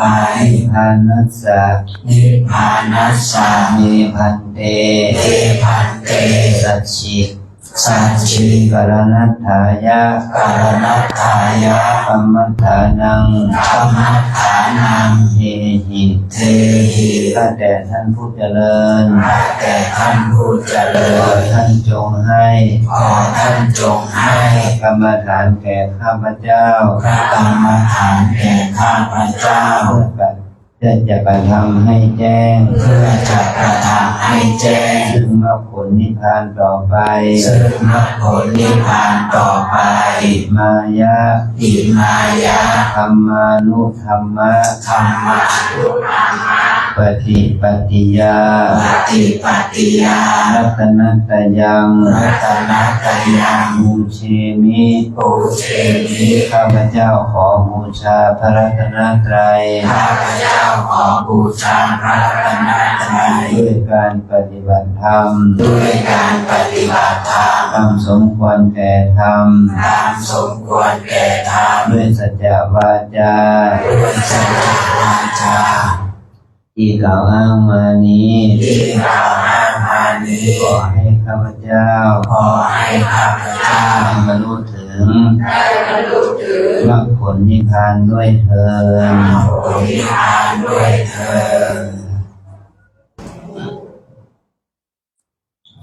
นี่เราได้มอบกายถวายตัวต่อเราก็ได้ถวายชีวิตต่อพระรัตนตรัยในฐานะที่เราเป็นพุทธศาสนิกชนแล้ว เราไม่ใช่ว่าเราไม่มีทางเดินเราไม่มีครูสอนเรามีครูบาอาจารย์สอนมาตั้งแต่สมัยพระพุทธเจ้าปณิพพานแล้วอาจารย์ของเราคือพระอรหันต์500 พระองค์นะ500 พระองค์ที่เป็นประทับปฐมสังฆายนามาแล้วก็สืบสานพระศาสนามาจนถึงทุกวันนี้เรียกว่าครูบาอาจารย์เราแล้วก็มีจนถึงทุกวันนี้ก็มีพระเดชพระคุณหลวงปู่พ่อของมงคลนี่แหละคนได้สอนกรรมฐานเนี่ยเราก็นับถือมาตั้งแต่พระเดชพระคุณหลวงปู่ขึ้นไปเรื่อยๆไปถึงสมัยพระอรหันต์ต่าง500 พระองค์ในสมัยพุทธกาลนั่นแหละนะพระพุทธองค์นั้นก็ได้มอบพระธรรมพระวินัยให้แก่พวกเราทั้งหลายได้ประพฤติปฏิบัติธรรมกันมาโดยอาศัยรับวิปัสสนากรรมฐานตามแนวสติปัฏฐาน4คือว่าเราจะต้องเจริญสติเป็นไปในกายเป็นไปในเวทนาเป็นไปในจิตเป็นไปในธรรมเรียกว่าสติปัฏฐาน4เรียกว่าเทคนิควิธีการนี้เป็นเทคนิควิธีการที่พระพุทธเจ้าและพระอรหันต์เจ้าทั้งหลายนั้นคนได้ปฏิบัติกันมาในตั้งแต่อดีตจนถึงปัจจุบันนี้เพราะสติปัฏฐาน4นี้พระองค์ได้ทรงสอนแก่พุทธบริษัท4ในสติปัฏฐานสูตรนะในสติปัฏฐานสูตรพระองค์สอนเรื่องของการเจริญสติเป็นไปในกายว่าเราจะตั้งสติเป็นไปในกายอย่างไรคือเขาก็มาแนะนำกันเป็นต้นทัศน์เดียวเลยแบบไม่ใช่ทั้งภาคนั้นจะแนะนำวิธีการกราบการเดินจงกรมการนั่งภาวนาการลมหายใจเข้าออกนี่เป็นการมีสติเอาโค้ถึงอาการของกายเรียกว่ากายานุปัสสนาสติปัฏฐานเนาะอันที่สองคนเรานั้นเมื่อมีกายมีใจอยู่เนี่ยมันจะมีมันมีใจมันก็จะมีความคิดอดีตคิดอนาคตคิดดีกว่าดีมันจะเกิดขึ้นกับเราคิดฟุ้งซ่านคิดว่าฟุ้งซ่านมันจะเกิดขึ้นกับเราเมื่อเรามีความคิดเกิดขึ้นเรามีสติกับลดความคิดหนอกดหนอหลบหนอฟุ้งซ่านหนออะไรแต่ละอันนี้เขาเรียกว่าจิตตานุปัสสนาสติปัฏฐานเนาะถ้าเขานั่งอยู่เดินอยู่เนี่ยเขาทำอยู่นานๆเนี่ยมันก็มีอาการปวดเจ็บเจ็บชาไม่ครบสุขทุกข์เกิดขึ้นทางกายทางใจเขานะเขามีสติกำหนดอาการปวดเจ็บเจ็บชาไม่ครบนั่นแหละด้วยการที่เขามีสติโห่ถึงความเจ็บความปวดความสุขความทุกข์นั้นนี่เราเรียกว่าจิตตานุปัสสนาสติปัฏฐานตาหูจมูกลิ้นกายใจเรามีอยู่ทุกคนเนาะตาบอดหูบนหลวงเนาะตาหูจมูกลิ้นกายใจนั้นมันจะเป็นบ่อเกิดของกิเลสถ้าเราบ่มีสติมันเป็นบ่อเกิดของบุญกุศลธรรมะทำนี่เป็นบุญอกุศลธรรมะทำที่เป็นอกุศลเป็นบาปเนี่ยมันเกิดขึ้นเมื่อตาเห็นหูได้ยินจมูกได้กลิ่นลิ้นได้รสกายได้สัมผัสของเรามีสติกำหนดเห็นหนอได้ยินหนอกินหนอรสหนอสัมผัสเย็นร้อนน้ำแข็งเนี่ยสัมผัสหนอตามความเป็นจริงถ้าเรามีสติเราจะเกิดความรู้สึกชอบไม่ชอบง่วงฟุ้งสงสัยเกิดขึ้นกับเราแต่ถ้าเรามีสติเกิดขึ้นเราจะเกิดจาคะเมตตาปัญญาเกิดขึ้นกับเรานั่นแหละเป็นบุญกุศลเกิดขึ้นสติเกิดขึ้นกับบุญเกิดขึ้นหนึ่งเมื่อเรามีสติกำหนดหนึ่งหนอเป็นบุญนะมีสติมีสมาธิมีความเพียรเกิดขึ้นความเป็นที่ว่าเรามีสติมีสมาธิมีความเพียรเกิดขึ้นเนี่ยนี่เราเรียกว่าเกิดบุญภาวนาเนาะเกิดบุญภาวนาก็จะเกิดขึ้นเพราะการที่เราได้ปฏิบัติภาวนานี่นะเอามีโอกาสที่จะมาปฏิบัติธรรมนะเอามาปฏิบัติเพื่อเอาพวกความจริงของชีวิตเอามาเดี๋ยวมาปฏิบัติเพื่อเอาความสุขแต่เอามาปฏิบัติเพื่อเอาพวกความจริงของชีวิตว่าชีวิตของเราเนี่ยเป็นยังไงก็ต้องเกิดความเข้าใจของอันนี้อย่างทุกขังอนัตตาได้ที่เราได้ภาวนาเนี่ย ความละเอียดของเราได้ศึกษาหลังจากนี้เราได้ประพฤติปฏิบัติเราจะเข้าใจสัจธรรมของเป็นจริงของชีวิตด้วยการภาวนาด้วยการปฏิบัติด้วยเขาเองสืบต่อไปเราขออนุโมทนาขอนิมนต์ขอเจริญพระบัญชีอิสพัฒน์ได้ถวายนักเรียนทานกับหลวงพ่อพระครูพระพัฒนาธาดาเรียนในทานถวายเป็นพระเช่า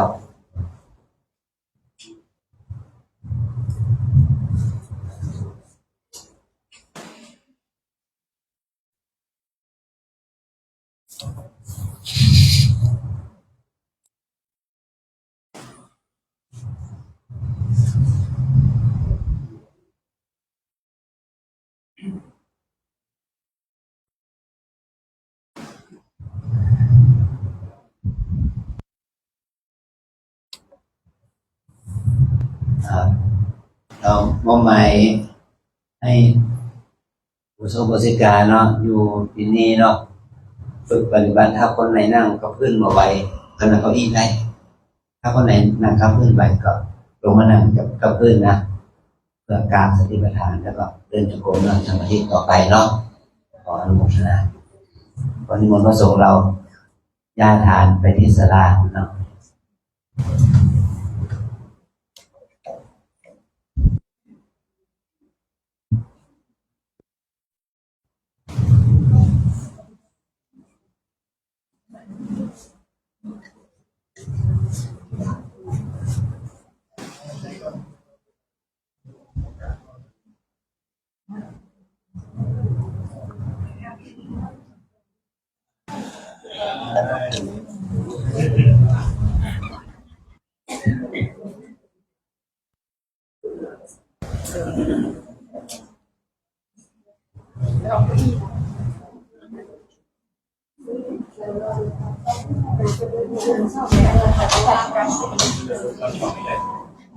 ต้องได้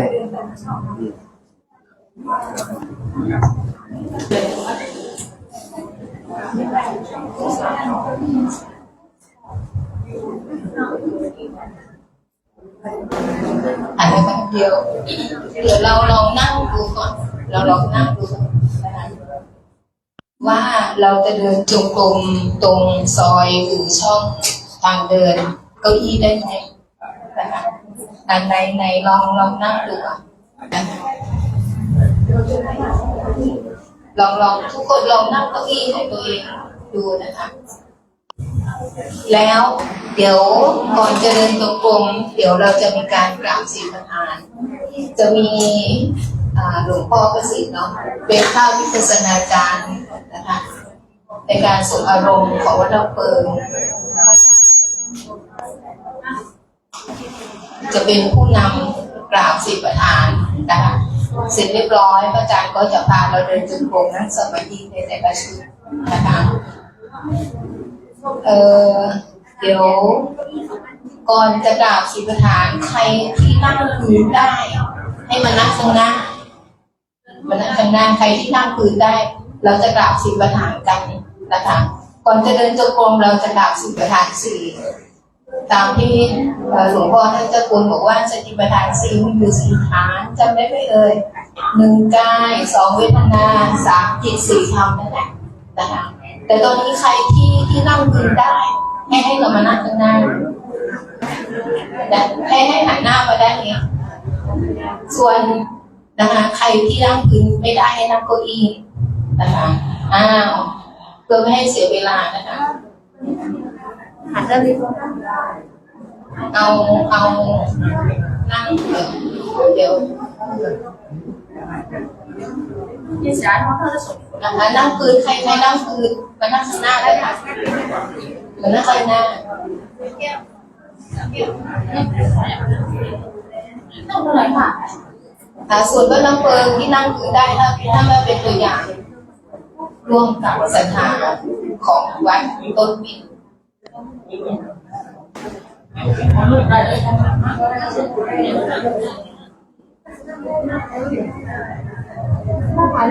มันจะได้ไหม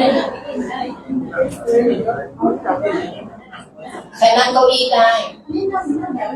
แต่เราออกมานั่งข้างหน้า ถ้าใครนั่งเก้าอี้ไม่ได้ให้นั่งพื้นนะคะให้นั่งพื้นหั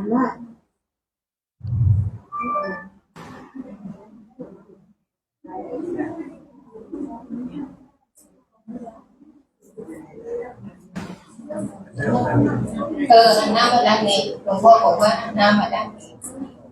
ก็ให้เป็นแถวที่อยู่ได้ไหมคะนั่งให้เป็นแถว ส่วนคนที่นั่งเก้าอี้แล้วนั่งเก้าอี้ที่นั่งฝั่งโน้นให้ขึ้นมาขยับขึ้นมานั่งข้างหน้าเก้าอี้ข้างหน้า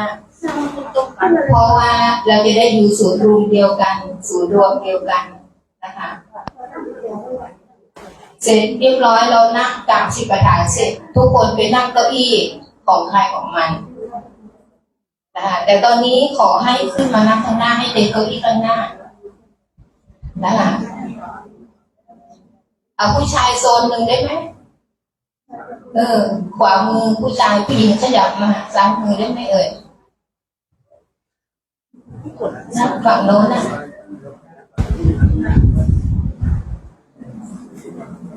เดี๋ยวจะมีแม่ชีนึงนิดนะคะเป็นผู้จัดที่นั่งให้เราอีกทีนึงนะคะ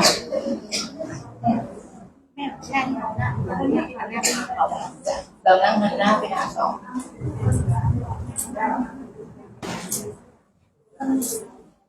หรือว่านั่งตรงนี้ไหมหรือว่ายืนเหรอเรียบร้อยแล้วเดี๋ยวที่คุณหลวงก็นั่งเลยเนาะนั่งรับแสดงอาจารย์นะคะ หลวงพ่อยืนก็ได้ไม่เป็นไร เดี๋ยวเอานี่ออกก่อนนะคะเรื่องตัวนี้ก่อนค่ะ ทุกคนคุกเข่าขึ้นที่นั่งคุกเข่าขึ้นที่อยู่เก้าอี้ก็นั่งบนเก้าอี้แต่ที่นั่งข้างล่างคุกเข่าขึ้น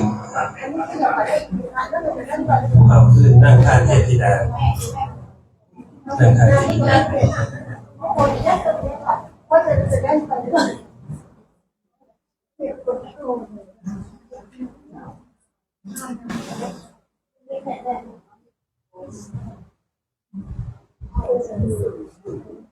้อมหรือยังมือทั้งสองวางไว้ที่หน้าขาของเรา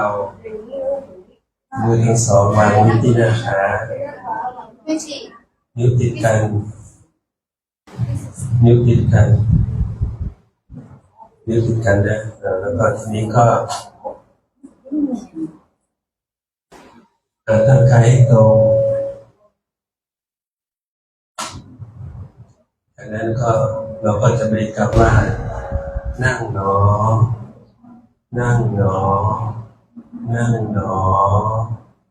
ต่อมากำหนดไปที่มือขวาของเราพลิกหนอพลิกหนอพลิกหนอขึ้นหนอขึ้นหนอขึ้นหนอถูกหนอถูกหนอถูกหนอพลิกหนอพลิกหนอพลิกหนอขึ้นหนอขึ้นหนอขึ้นหนอถูกหนอถูกหนอถูกหนอขึ้นหนอขึ้นหนอขึ้นหนอถูกหนอถูกหนอถูกหนอลงหนอลงหนอลงหนอถูกหนอถูกหนอถูกหนอก้มหนอก้มหนอก้มหนอลงหนอลงหนอลงหนอมือซ้ายนะมือขวาข้างเดียวถูกหนอถูกหนอถูกหนอคว่ำหนอคว่ำหนอคว่ำหนอมือซ้ายลงหนอลงหนอลงหนอถูกหนอถูกหนอถูกหนอคว่ำหนอคว่ำหนอคว่ำหนอก้มหนอก้มหนอ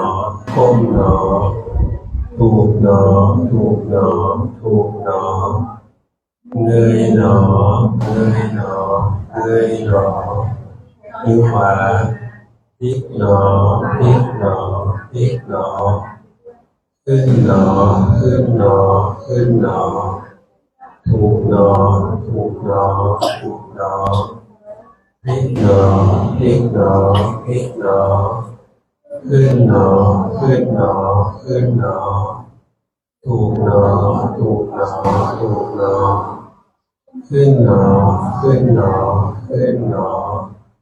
ถูกหนอถูกหนอถูกหนอลงหนอลงหนอ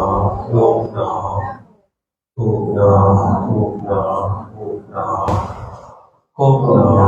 ก้มหนอก้มหนอมือขวาลงหนอลงหนอลงหนอถูกหนอถูกหนอถูกหนอคว่ำหนอคว่ำหนอคว่ำหนอ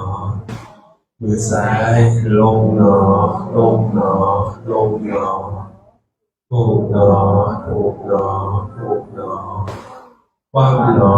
คว่ำหนอคว่ำหนอก้มหนอก้มหนอก้มหนอถูกหนอ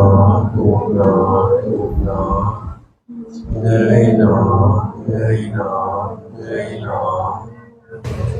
เงยแขนเหยียดตึงแขนเหยียดตึงต่อไปมือขวาพลิกหนอพลิกหนอพลิกหนอขึ้นหนอขึ้นหนอขึ้นหนอถูกหนอถูกหนอถูกหนอพลิกหนอพลิกหนอพลิกหนอขึ้นหนอขึ้นหนอขึ้นหนอถูกหนอถูกหนอถูกหนอขึ้นหนอขึ้นหนอขึ้นหนอถูกหนอถูกหนอถูกหนอลงหนอลงหนอลงหนอถูกหนอถูกหนอถูกหนอก้มหนอก้มหนอก้มหนอมือขวาลงหนอลงหนอลงหนอถูกหนอถูกหนอถูกหนอคว่ำหนอคว่ำหนอคว่ำหนอลงหนอลงหนอลงหนอถูกหนอถูกหนอถูกหนอคว่ำหนอคว่ำหนอคว่ำหนอก้มหนอก้มหนอก้มหนอถูกหนอถูกหนอถูกหนอเงยหนอเงยหนอเงยหนอมือขวาพลิกหนอพลิกหนอพลิกหนอขึ้นหนอขึ้นหนอขึ้นหนอถูกหนอถูกหนอถูกหนอพลิกหนอพลิกหนอพลิกหนอขึ้นหนอขึ้นหนอขึ้นหนอถูกหนอถูกหนอถูกหนอขึ้นหนอขึ้นหนอขึ้นหนอถูกหนอถูกหนอถูกหนอลงหนอลงหนอลงหนอถูกหนอถูกหนอถูกหนอต่อไปขั้นสุดท้ายแล้วมือขวาลงที่หน้าขาของเราลงหนอลงหนอลงหนอถูกหนอถูกหนอถูกหนอคว่ำหนอคว่ำหนอคว่ำหนอลงหนอลงหนอลงหนอถูกหนอถูกหนอถูกหนอคว่ำหนอคว่ำหนอคว่ำหนอนั่งหนอนั่งหนอนั่งหนอต่อไปเพื่อจะลุกขึ้นยืนไปเดินจงกรมให้กำหนดมาที่ใจเราก่อนว่าอยากยืนหนออยากยืนหนออยากยืนหนอแล้วก็ค่อยๆลุกมาลุกหนอยืนเท้า มือขวาข้างเขาข้างขวาข้างซ้าย แล้วก็ลุกหนอ เอาไว้เขาจะเป็น ลุกหนอลุกหนอ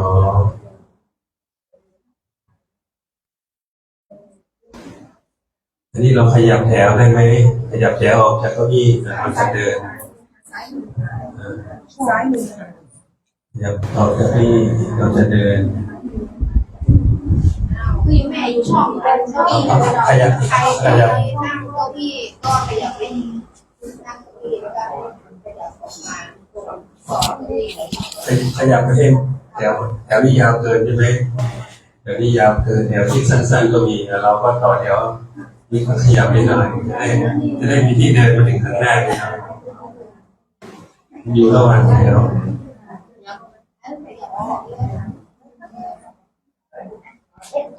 ถวไหนสั้นๆแล้วก็ไปต่อนะครับ ที่เดินเกิดโกง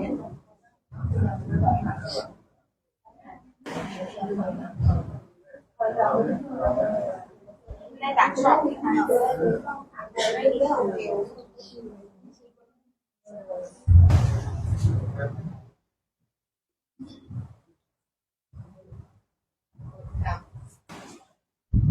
แล้วเราก็เดินระยะที่หนึ่งนะครับระยะที่หนึ่งก็ปลายย่างหนอซ้ายย่างหนอ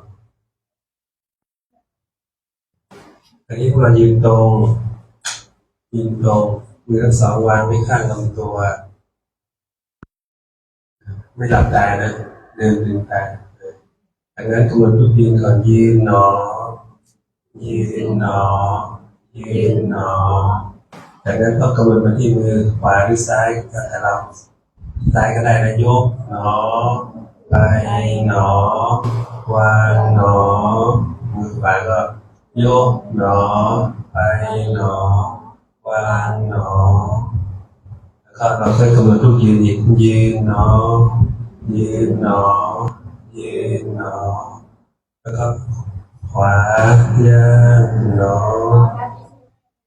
ซ้ายย่างหนอขวาย่างหนอซ้ายย่างหนอขวาย่างหนอซ้ายย่างหนอต่อไปก้าวสุดท้ายอย่างมาเสมอกันขวาย่างหนอหยุดหนอหยุดหนอหยุดหนอยืนหนอยืนหนอยืนหนอกลับหนอหนอกลับหนอกลับหนอไม่ชี้ด้วยดูด้วยเด้อแล้วก็ยืนหนอยืนหนอยืนหนอขวาย่างหนอซ้ายย่างหนอขวาย่างหนอ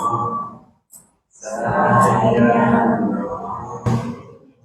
ขวาย่างหนอซ้ายย่างก้าวสุดท้ายหนอหยุดหนอหยุดหนอยืนหนอยืนหนอยืนหนอกลับหนอกลับหนอกลับหนอกลับหนอยืนหนอยืนหนอยืนหนอขวาย่างหนอซ้ายย่างหนอขวาย่างหนอซ้ายย่างหนอขวาย่างหนอซ้ายย่างหนอสุดท้ายขวาย่างหนอหยุดหนอหยุดหนอหยุดหนอยืนหนอยืนหนอยืนหนอกลับหนอกลับหนอกลับหนอกลับหนอยืนหนอยืนหนอยืนหนอขวาย่างหนอซ้ายย่างหนอขวาย่างหนอซ้ายย่างหนอขวาย่างหนอซ้ายย่างหนอขวาย่างหนอซ้ายย่างก้าวสุดท้ายขวาย่างหนอหยุดหนอหยุดหนอหยุดหนอยืนหนอยืนหนอยืนหนอกลับหนอกลับหนอกลับหนอกลับหนอยืนหนอยืนหนอ ยืนหนอขวาย่างหนอซ้ายย่างหนอขวาย่างหนอซ้ายย่างหนอขวาย่างหนอซ้ายย่างหนอก้าวสุดท้ายขวาย่างหนอหยุดหนอหยุดหนอหยุดหนอยืนหนอยืนหนอยืนหนอกลับหนอกลับหนอกลับหนอกลับหนอยืนหนอยืนหนอยืนหนอทุกคนไม่ต้องออกเสียงแล้วทีนี้เดินเลยเดินไปเลยเงียบๆหนึกในใจของเราแล้วหลวงพ่อจะบอกเฉพาะก้าวสุดท้ายนะ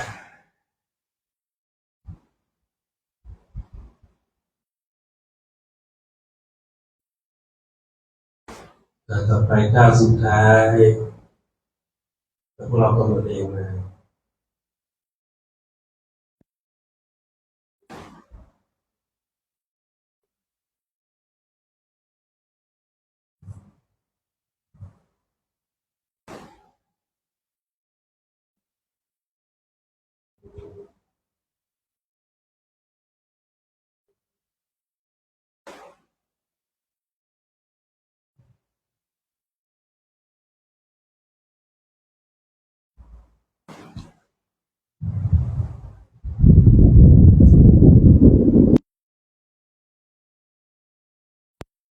ต่อไปก้าวสุดท้าย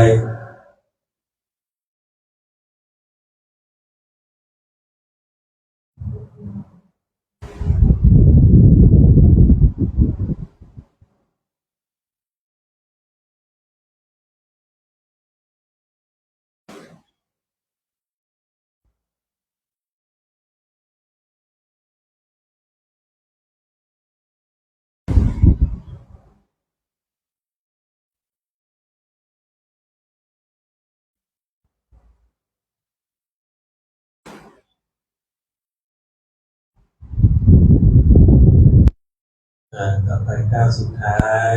กำหนดว่าหยุดหนอหยุดหนอหยุดหนอยืนหนอ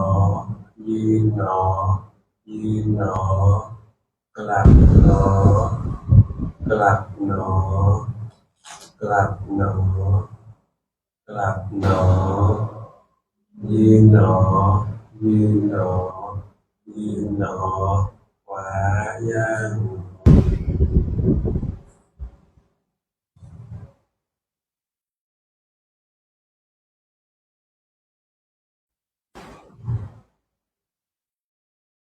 ต่อไปข้าวสุดท้ายเหมือนว่ายืนหนอยืนหนอยืนหนอเราจะยืน1 นาที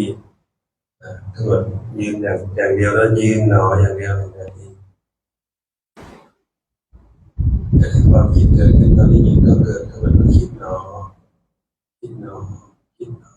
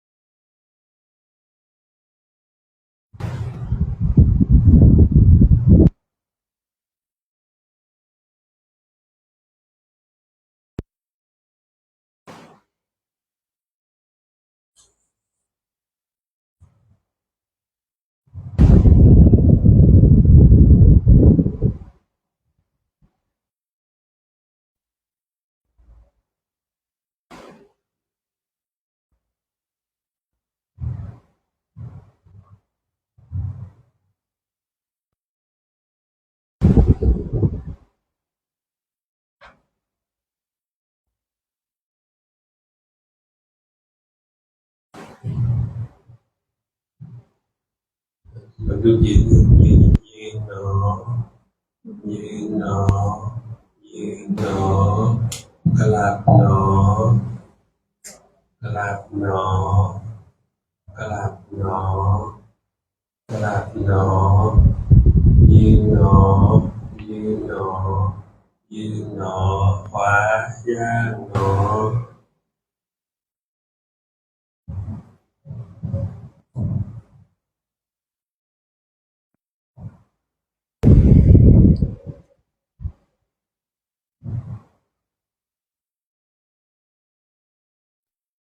ต่อไปก้าวสุดท้าย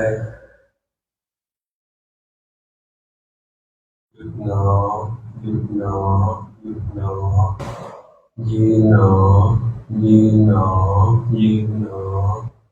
กลับหนอกลับหนอกลับหนอกลับหนอยืนหนอยืนหนอยืนหนอขวาย่างหนอ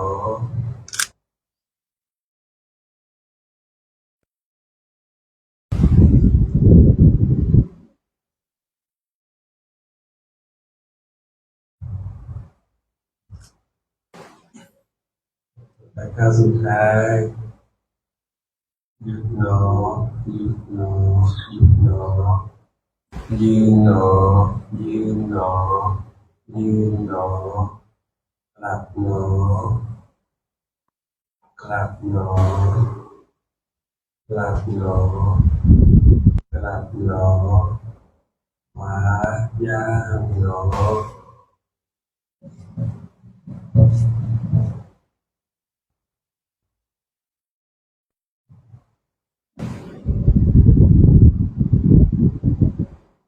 ก้าวสุดท้ายหยุดหนอหยุดหนอหยุดหนอยืนหนอ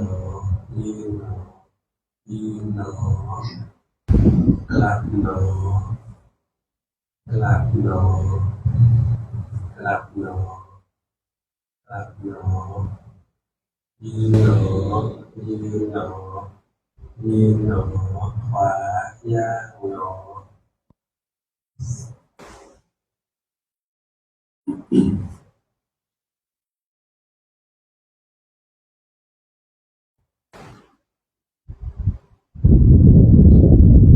ก้าวสุดท้าย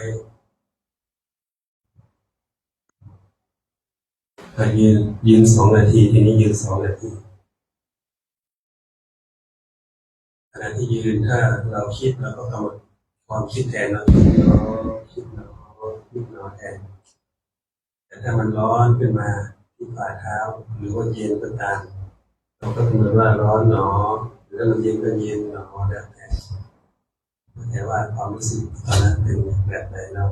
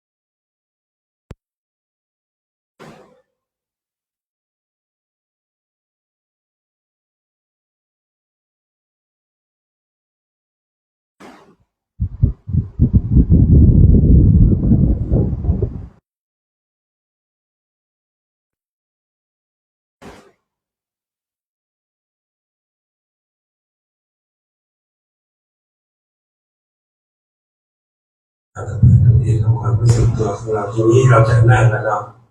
ให้แบบใครนั่งเก้าอี้ได้ตรงไหนเข้าไป นั่งนอนใครนั่งพื้นได้ก็มา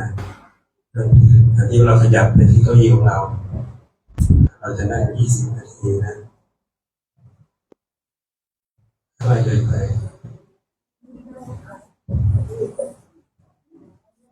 ใครจะนั่งเก้าอี้ก็ได้นั่งพื้นก็นั่งพื้นได้ก็นั่งพื้นได้ถ้านั่งเก้าอี้ไม่ได้นั่งเก้าอี้ได้ก็นั่งพื้นไม่ได้ก็นั่งเก้าอี้นะ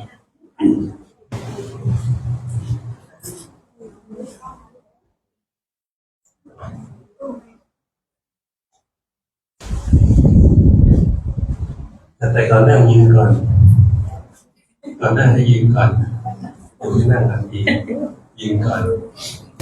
ให้ยืนก่อนสมาธิมาแล้วมันทุกข์ไงมันทุกข์เดินหน้าก็ทุกข์ก็ทุกข์พอไปถึงก็ยืนเลยก่อนนะมือทั้งสองยังอยู่ข้างหลังข้างหน้าอยู่นะแต่ก็ตัวทุกยืนอีกยืนหนอยืนหนอยืนหนอจากนั้นกรรมการปล่อยมือเรามาข้างตัวยกหนอมาหนอวางหนอถูกข้างลำตัวอีกข้างหนึ่งก็ยกหนอมาหนอวางหนอถูกหนอทีนี้เราก็ย่อคอลงย่อคอลงลงหนอลงหนอลงหนอลงถูกพื้นถูกหนอถูกหนอถูกหนอเราไม่ได้ยืนเข่าอย่างนี้เรายกขาซ้ายขาขวาแล้วก็นั่งลงไปบนนั่งเก้าอี้ก็มายืนแต่นั่งก็นั่งลงไปเลย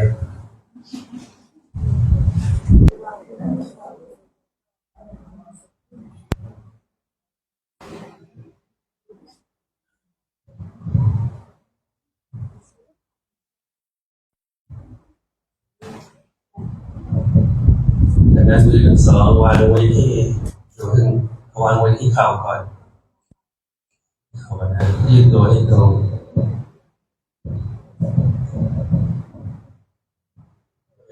จากนั้นก็ถ้าใคร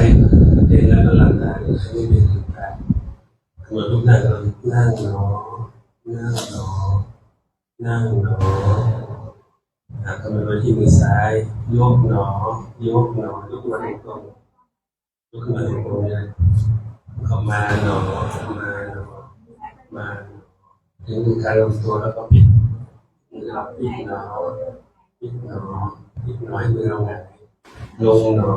ลงหนอลงหนอถูกไปที่ปากของเราต่อไปก็มือขวายกหนอยกหนอยกหนอมาหนอมาหนอมาหนอปิดหนอปิดหนอปิดหนอ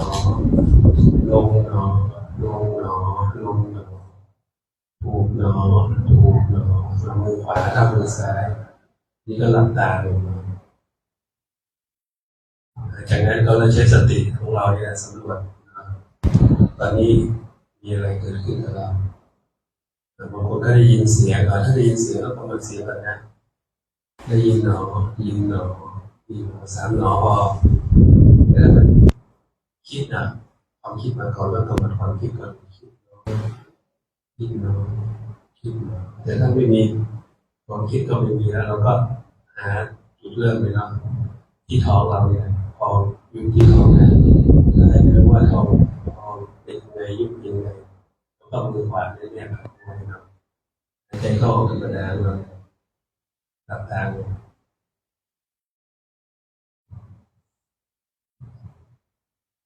เราไม่จะตั้งใจมันมองนะ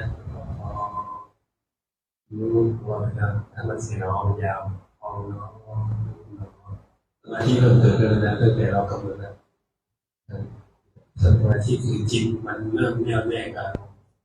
ในอารมณ์ขึ้นมาอันนี้คือสูงเกินนะเรียกว่าสมาธิเกิดคือความสงบเริ่มเกิดขึ้นแล้วต้นนะพวกเราทำนะกำหนดไปนี่แหละ20 นาทีนะ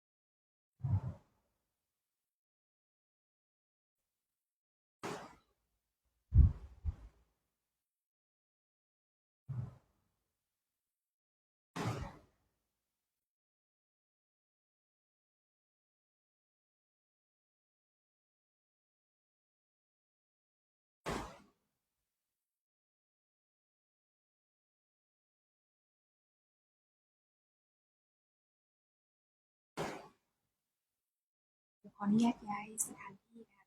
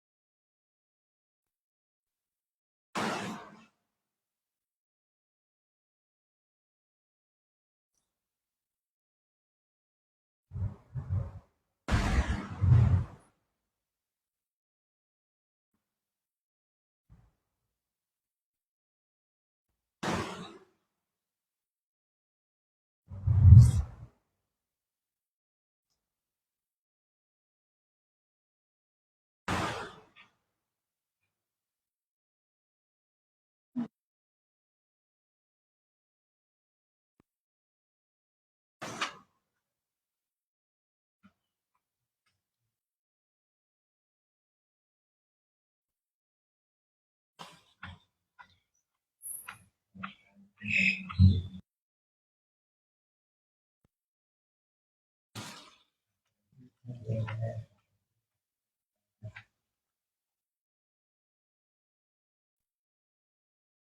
ที่ขาข้างขวาเอาส้นเท้าขวาแต่ได้อะไรนะข้างขวาครับเท้าซ้ายอะไรนะตรงนี้นะ ค่ะตอนนี้ก็ขออนุญาตย้ายสถานที่ สะดวกนะ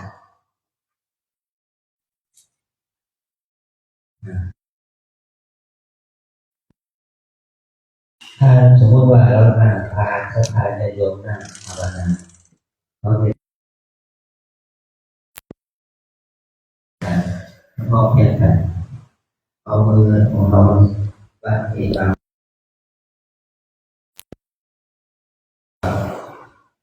แล้วก็เอามือวางออกแจ้งเรื่องมือก่อนว่านี้เราแค่เคลื่อนไหวมือมองว่าบ้างมาจากบางนะครับ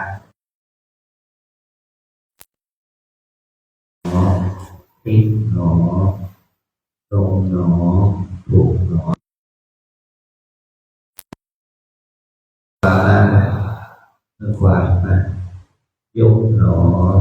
มาเอาส้นเอามือขวาบ้างบนส้นซ้ายออกนะเวลามันเอาเลย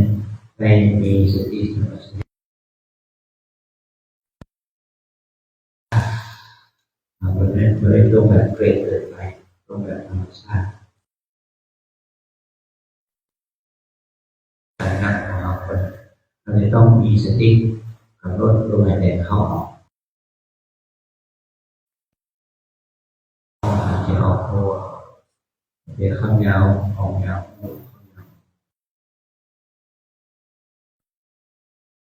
นะนั่นจะทำให้เราเริ่มที่เราภาวนามาแล้วเข้าท้องฟองอะไรออกท้องยุบอะไรนะคือของเราจะทำสติตัวเดียวพอเดียวตัวนั้น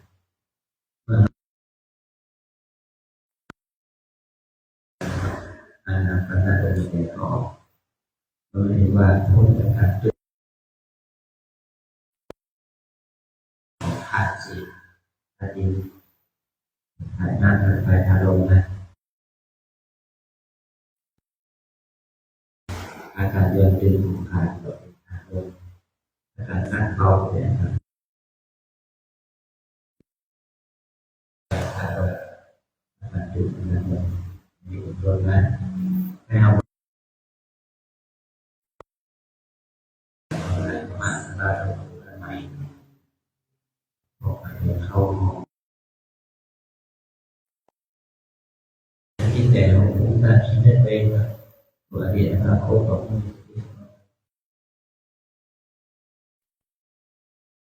ปวดชาเจ็บมันมีสติปัญญาสมาปวดหนอทุกท่านคิดนึกทุกท่านเก็บชอบ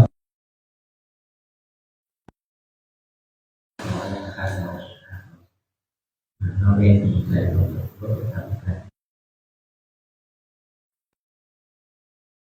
เรามาเวลาเราทำมา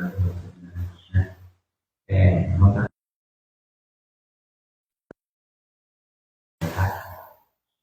เข้าดูนะ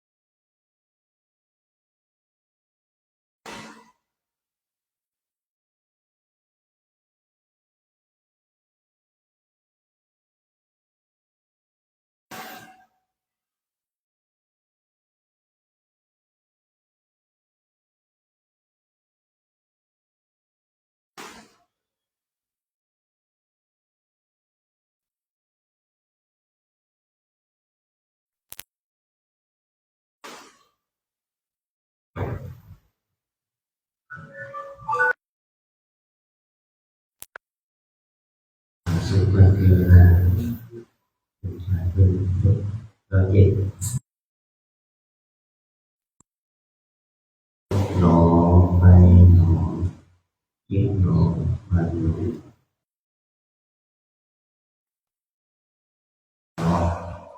เราให้เราเดินนี่เป็นไงบ้างนะมีสติดีกว่า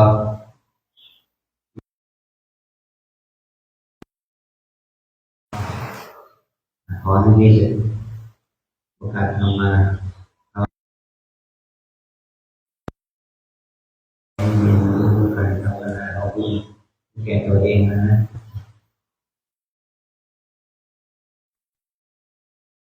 ลูกหอลูกหอ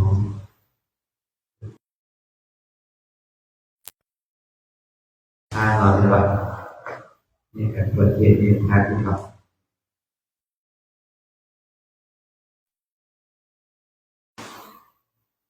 นะครับเนาะ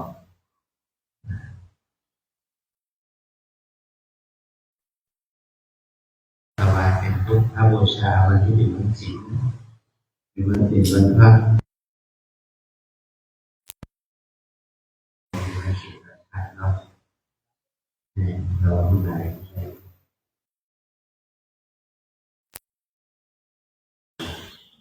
เจ้าพุทธราชจะได้มาอนุโมทนาบุญนอนหลายนะเนาะยืนเนาะ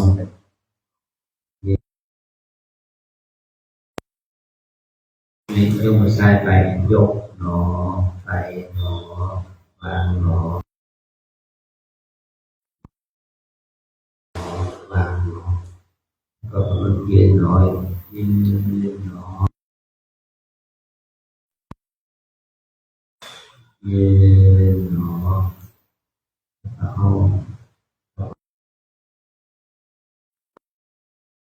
ครับครับหนอครับ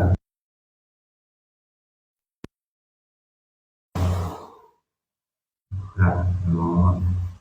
ยืนหนอยืนหนอแล้วก็เดินต่อไปขวา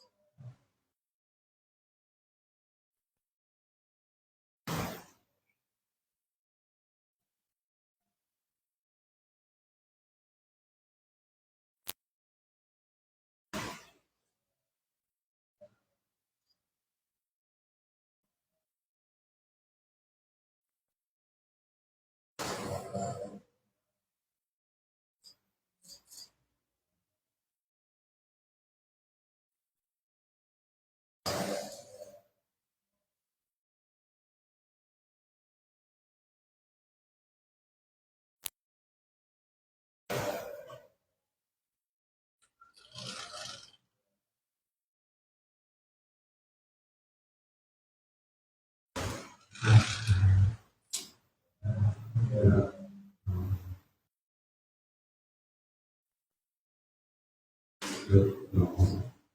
ยืนหนอยืนหนอครับหนอ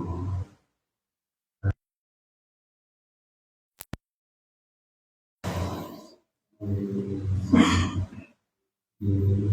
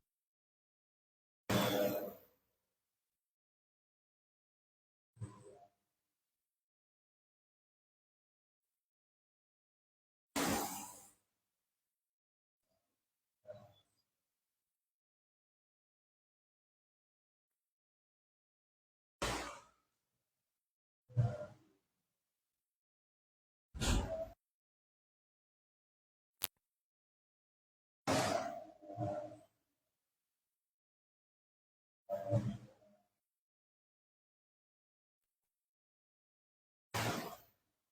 ยุดหนอหยุดหนอหยุด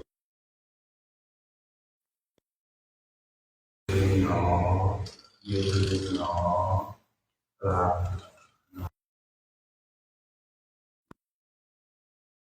กลับหนอกลับหนอ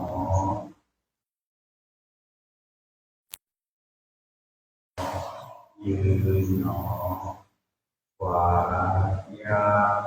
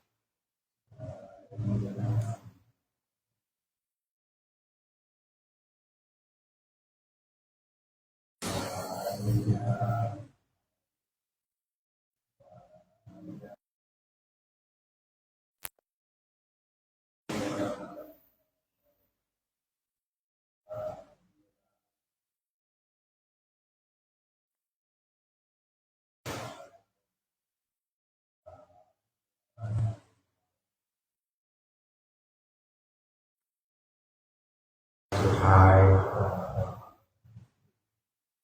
หยุดหนอยืนหนอยืนหนอยืนหนอกลับหนอกลับหนอ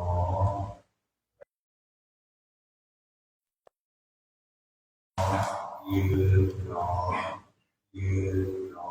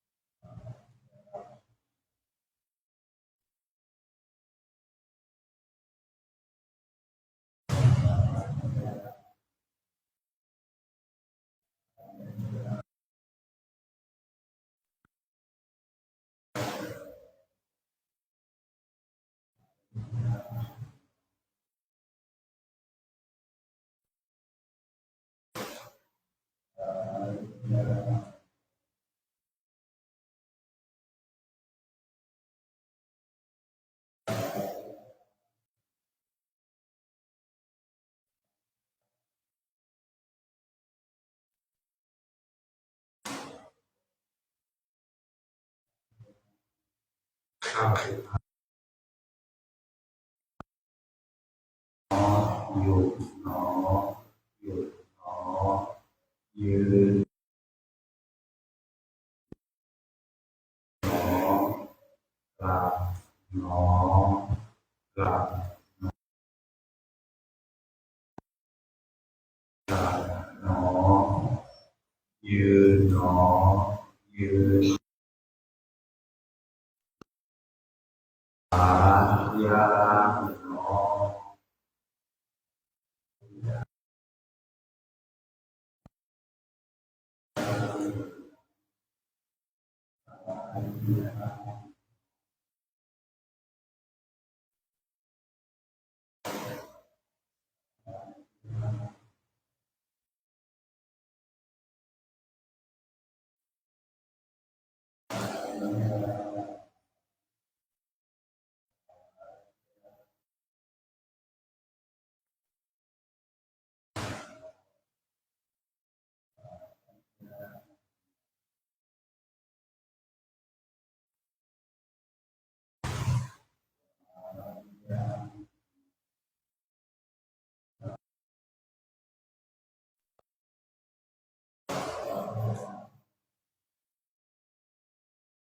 อย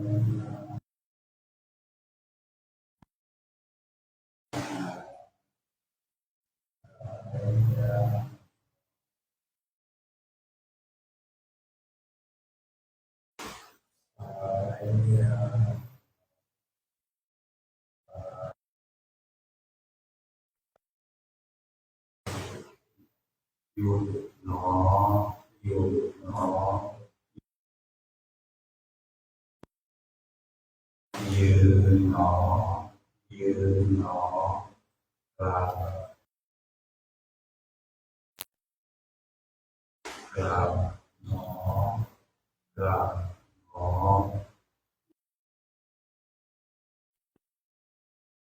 ยืนหนอขวายานหนอ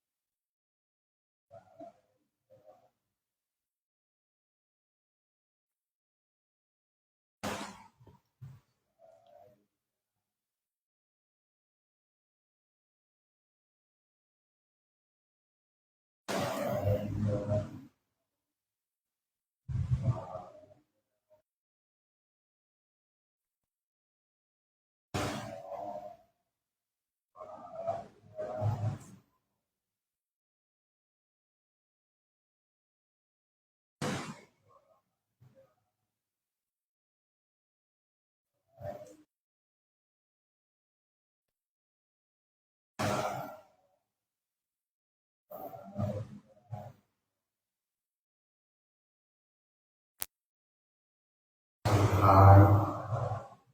อยู่หนออยู่หนอ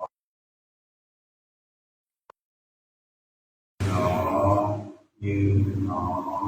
ยืนหนอหนอกราบหนอกราบยืนหนอยืนหนอขวาซ้ายยานหนอ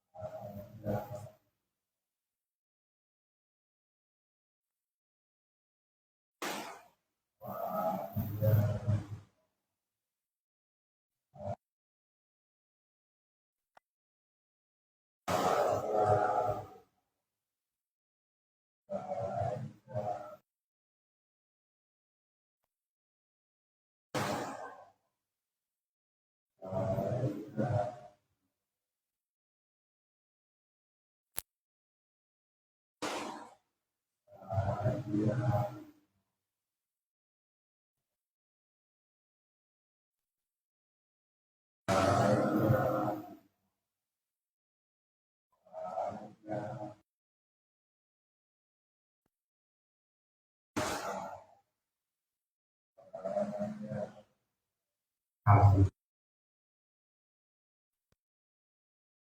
อยู่หนออยู่หนอ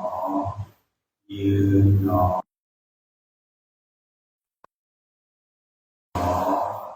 กราบหนอกราบหนอหนอยืนหนอยืนขวายานหนอซ้ายยาน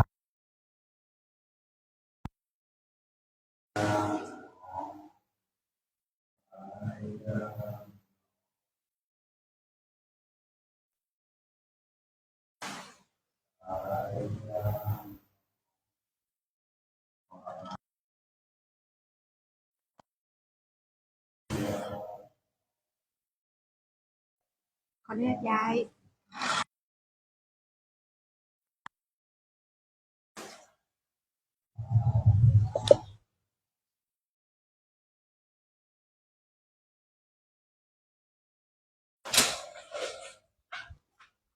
หายไปไหนกันหมด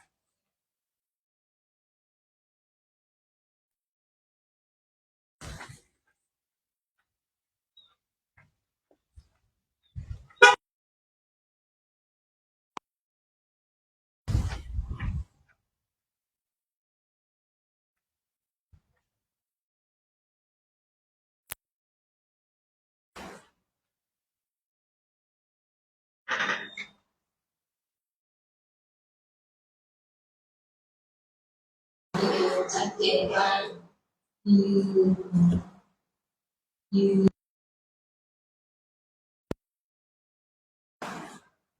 เวลาเวลาเวลา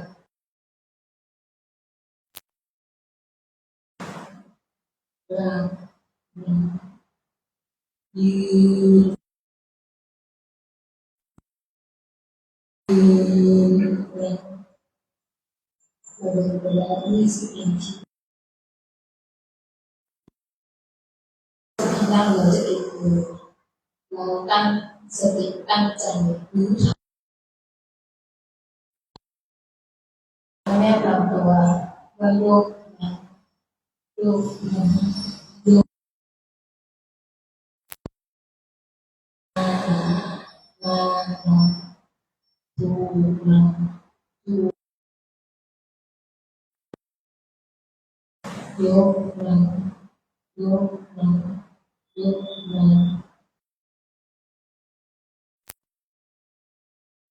มาดูนะดูนะดูเราจะนั่งสมาธิอีก20 นาทีเดินไปเป็นแถว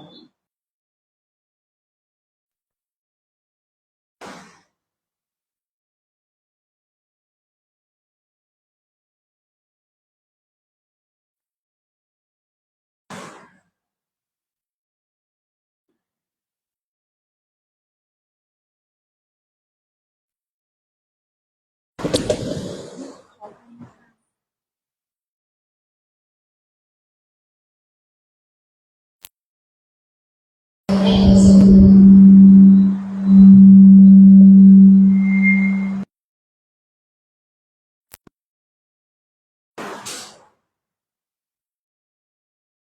ที่ของหายของให้เรียบร้อยก่อนที่เราจะนั่ง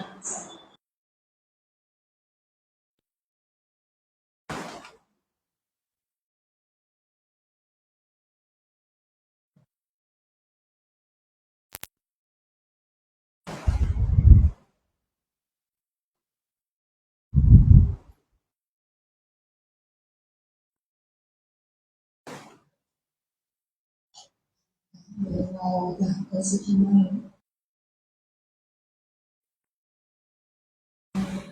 ผู้ที่นั่งเก้าอี้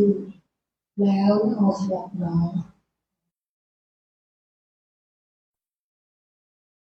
เรากันเลยว่าคุยสำรวม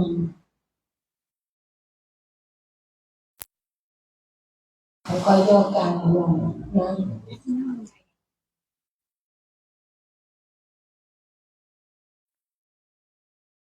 เราจะเริ่มนั่งสมาธิผู้นั่งพื้นขยับน้อง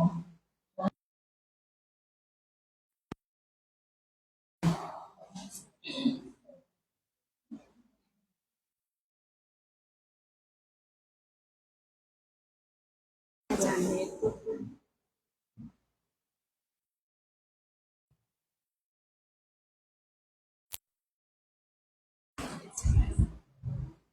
พราะห้องลูกเล็กกว่า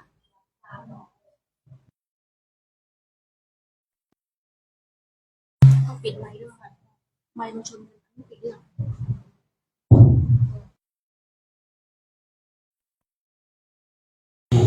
มือทั้งสองวางไว้ที่เข่าก่อนกำหนดรูปหน้าของเราหน้า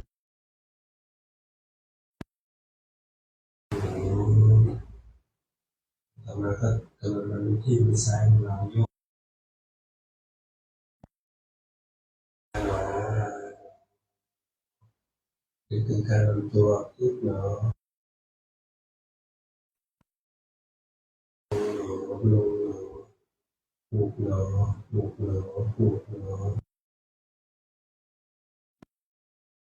หนอมาหนอมาหนอมานี่หนอลงหนอลงหนอหูกหนอหูกหนอหูกแต่นี้ก็กำหนดตามความเป็นจริงว่า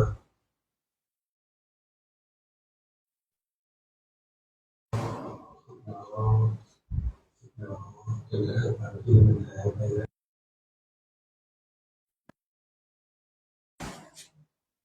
ถ้ามันเจ็บเราก็กำหนดตัวนั่นแหละเจ็บหนอเจ็บหนอเจ็บหนอ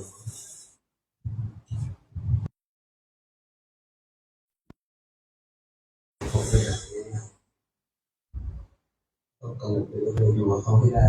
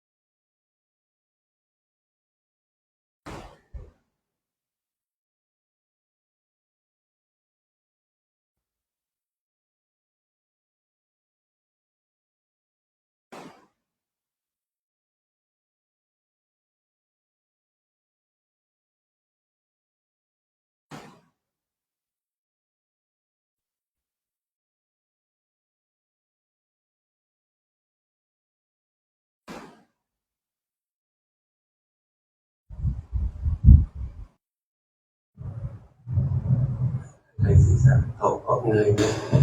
ศีรษะตัวหัวก็เงยยืดตัวขึ้นยืดหนอพอตกก็เงยหนอและที่ปฏิบัติธรรมได้ยินเสียงอะไรก็ตามให้โยคีกำหนดด้วยที่ของเราว่ายินหนอ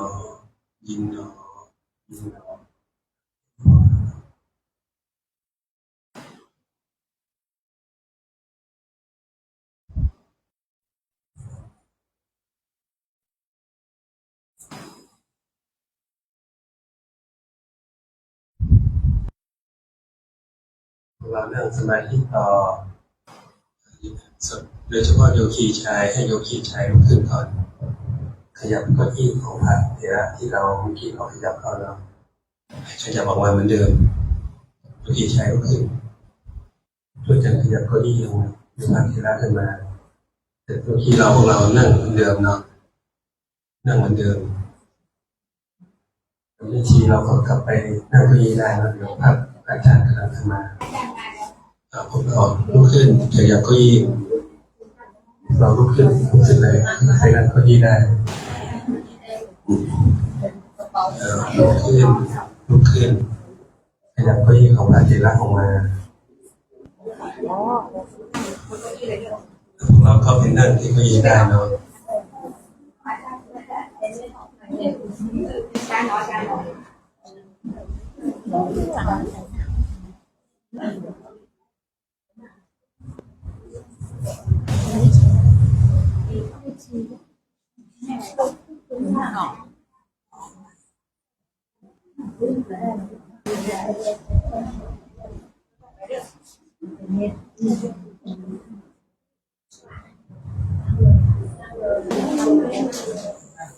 นั่งเลย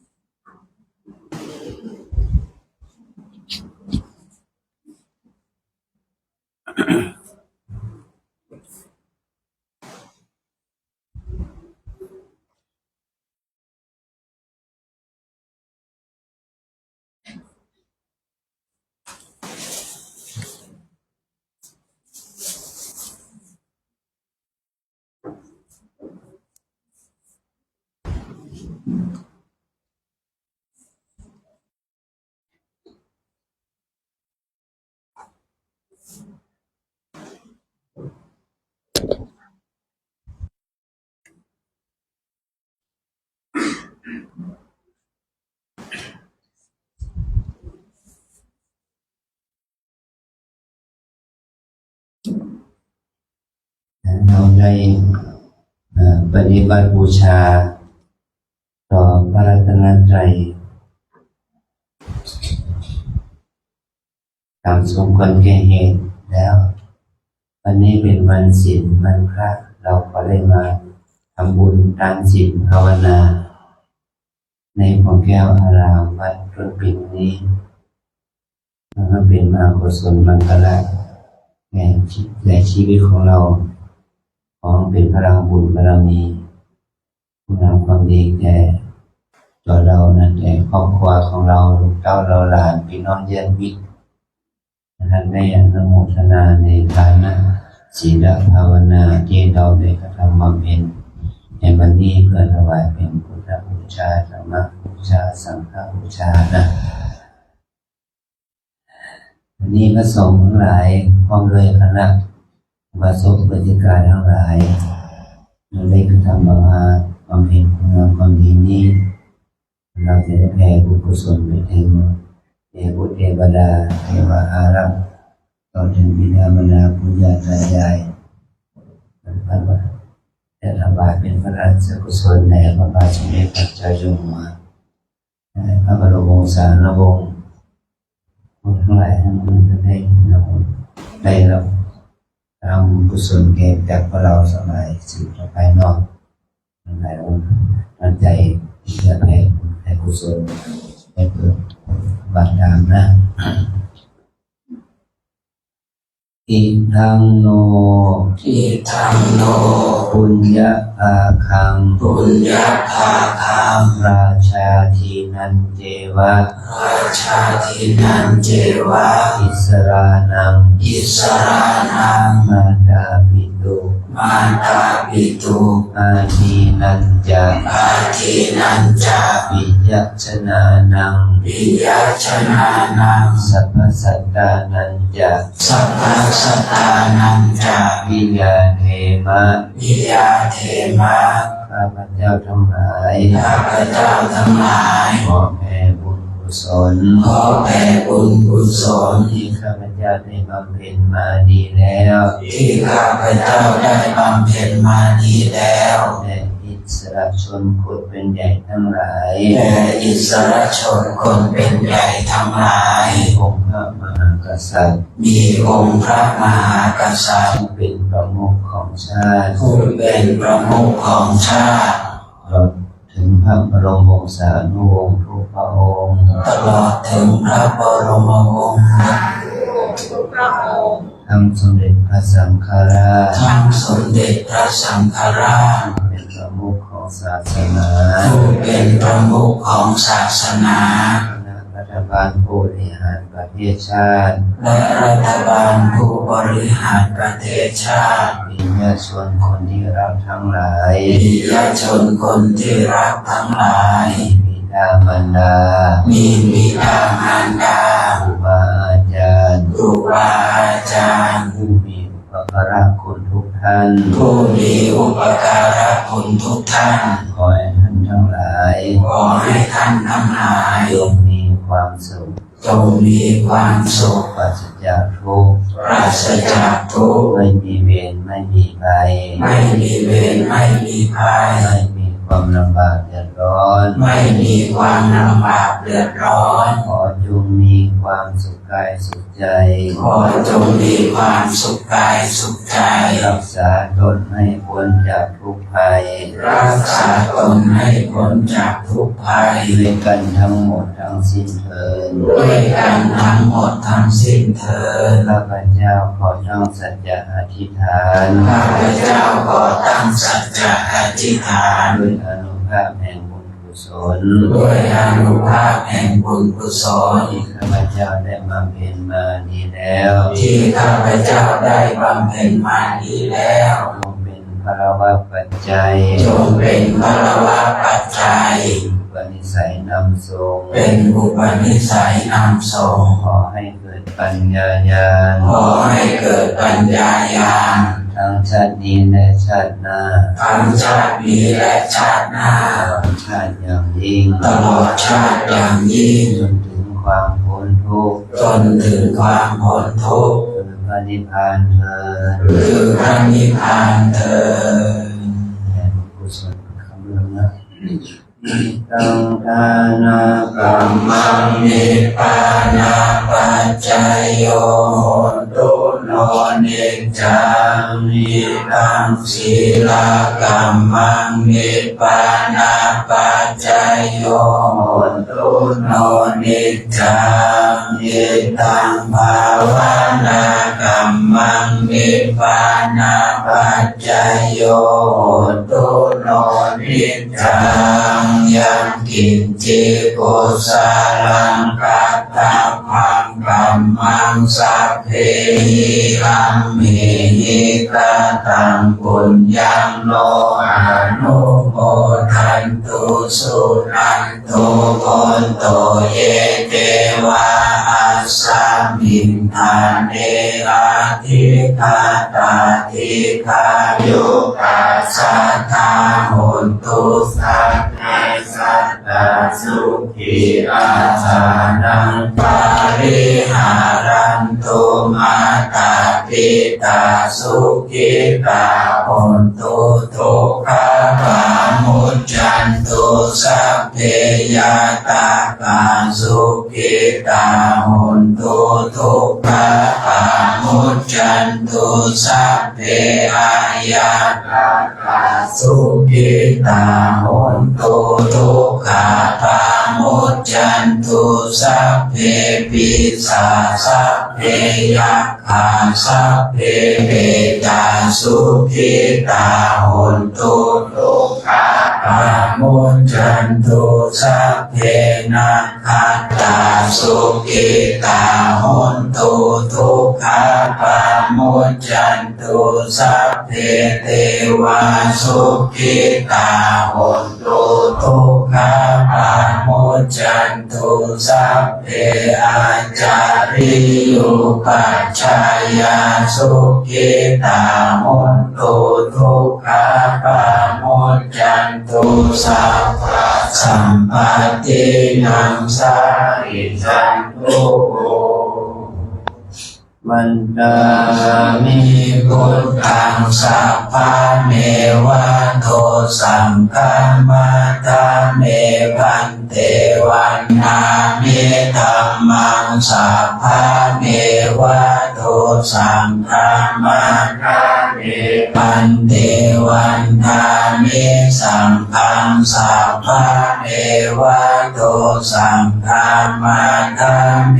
พันเตวันนามิคารุปัจจาจาริเยสัพพะเมวะโทสังฆมัตตาเมพันเตวันนามิกัมมัตตานังสัพพะเมวะโทสังฆมัตตาเมพันเตวันนามิอาราเมภัตตาสีมังสัพพะเมวะโทสังฆมัตตาเมพันเตวันทามิจิตติยังสัพพะสัพพะทานิสุขติทิตาสาริราธาตุมหาโพธิโพธารูปังสักกาลังสัทธาโลเกเทวะโลเกพรหมโลเกสัมโพธิเปรังกาธิเปสาริราธาตุโยเก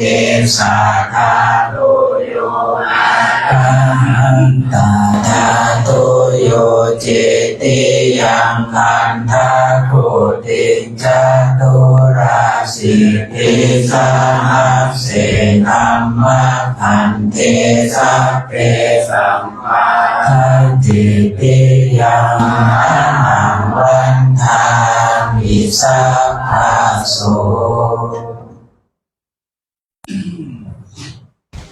วันทานน้อมพระเดชพระคุณอาจารย์เจ้าคุณพระภาวนาธรรมาวิรัตพร้อมกันน้อมตัวลงน้อยสาธุวันทามิพันเตสัพพังมังปาราทังคามัตถาเมพันเตมยากาตังปุญญังสามินานุโมทิตังสังสารินากาตังปุญญังไมหังทาตัคังสาธุสาธุอนุโมทา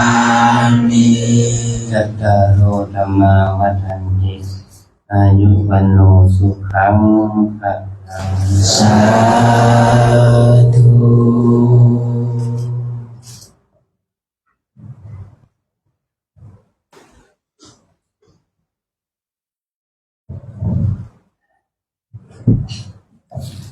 กิจกรรมเกี่ยวกับวิปัสสนาสัญจรในสมบูรณ์สำเร็จในวัดที่วัดคุณบินนี่เราอาตมาผมขออนุโมทนาบุญที่พระสงฆ์ทั้งหลายและก็ประสบบุญการทั้งหลายได้กระทำความเพียร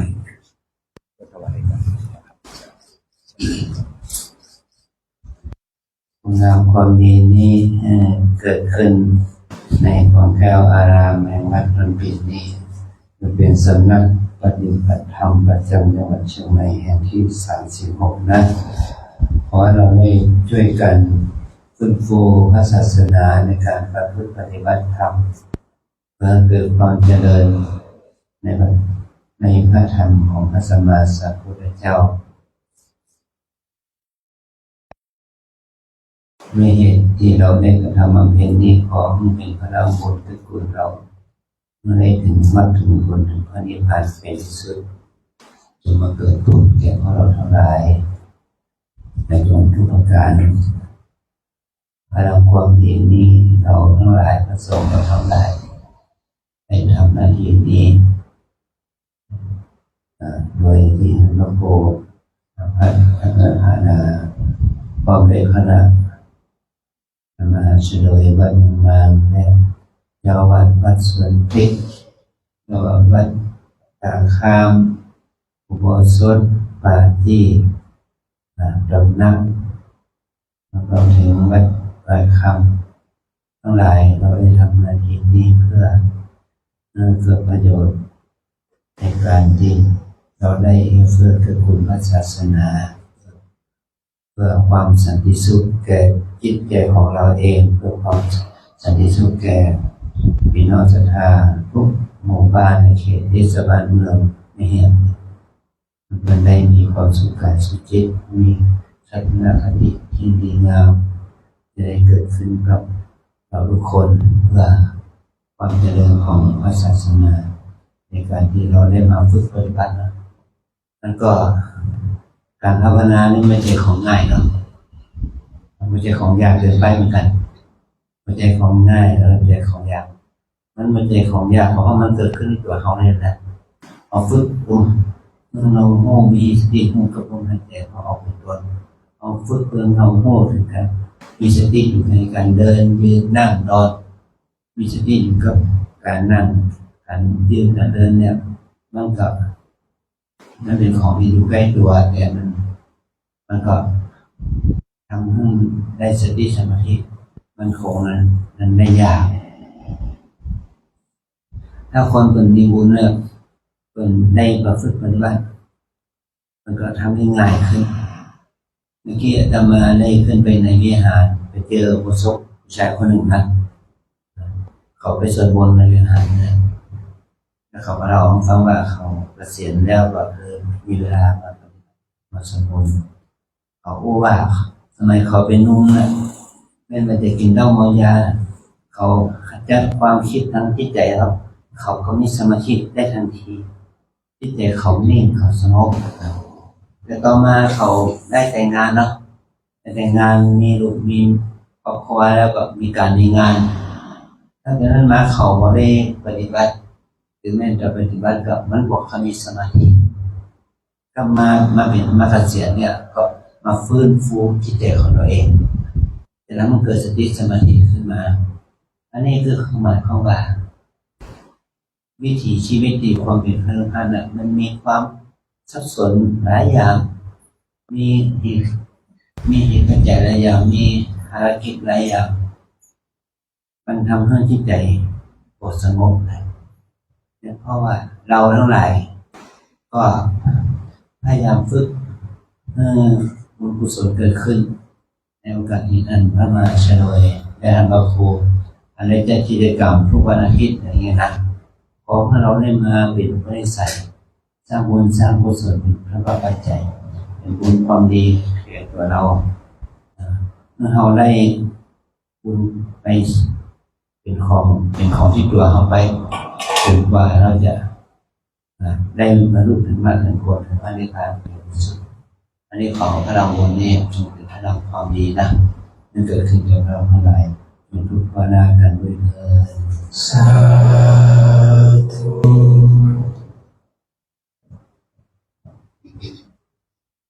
ผมในดังเจ้าคณะตำบลเจ้าสำนักปฏิบัติธรรมของวัดทุกปีนี้ก็ขอบพระคุณพระเดชพระคุณหลวงพ่อแห่งเจ้าคณะอำเภอพร้อมคณาจารย์ครูบาอาจารย์ทุกท่านทุกรูป ที่ได้ร่วมกันพร้อมกับท่านศรัทธาสาธุชนทุกท่านได้ร่วมกันได้มาประพฤติวัดปฏิบัติธรรม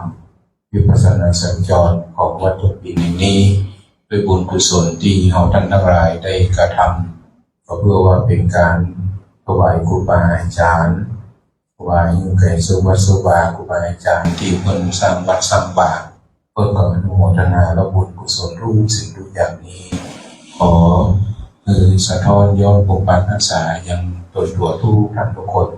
เพื่อแก้วการปลอดภัยจากพยันตรายทั้งหลายทั้งปวงของมีอายุวันนาสุขภาระและคิดสิ่งใดปรารถนาสิ่งใดขอให้สมหวังว่าปรารถนาทุกสิ่งทุกประการโดยการทุกท่านทุกคนด้วยเถิดอนุโมทนาขอบคุณครับ วันนี้ได้เอาหนังสือปฏิปทานสูตรแล้วก็คู่มือปฏิบัติวิปัสสนากรรมฐานนะบรรณเปิดมาแจกพี่น้องศรัทธาเอานะทุกคนนะ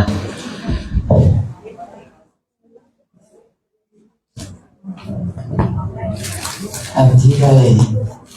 ด้จากวัดเมืองมาแล้วก็บ่ต้องทำอีกก็ได้เด้อ เพราะว่าถ้ามีคนจะฝากก็ได้อยู่เนาะคือให้มันได้เกิดประโยชน์กว้างขวางเกินไปนะ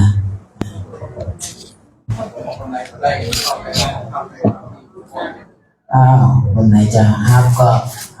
เดินแถวเข้าไปเลยเข้าไปที่ทำอะไรยืนนะยืน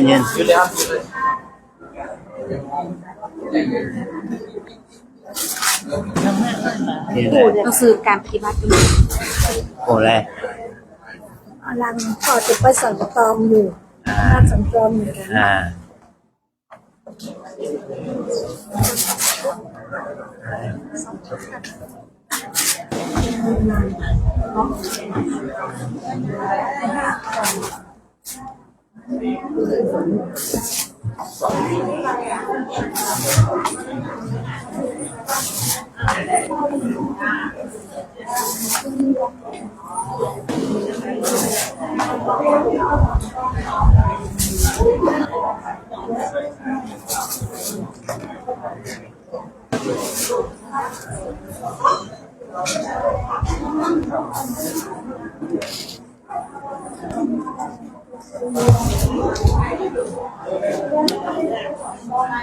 พิสุทธิ์สามเณรด้วยนะวันนี้มนต์มาครับนิมนต์เจ้าวัดจากท่านมหาปองครับสื่อวิปัสสนาของหลวงพ่อได้หลักครับถ้าใครยังไม่ได้ไปเข้าไปทำได้เลยครับให้เรียนอาจารย์คนที่เรียนสื่อดูกันเพราะว่าในวิปัสสนากรรมฐานสติปัฏฐาน4ของหลวงปู่ด้วยของอาจารย์คุณด้วยแนวทางของการประพฤติปฏิบัติ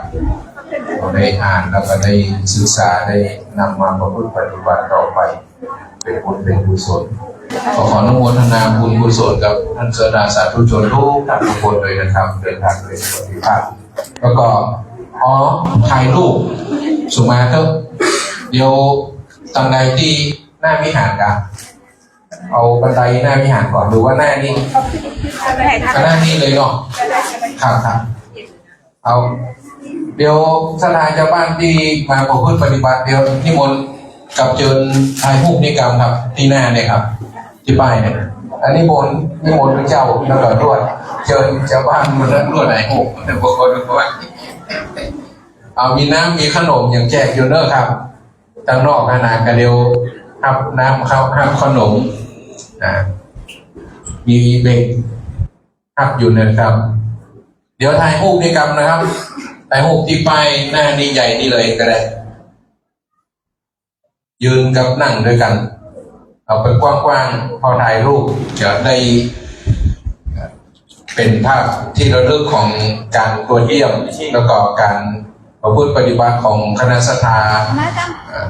จุดของวัดต้นปีเรานี้ตัวเนอร์เดี๋ยวขอได้รูปกิจกรรมเนอร์ครับ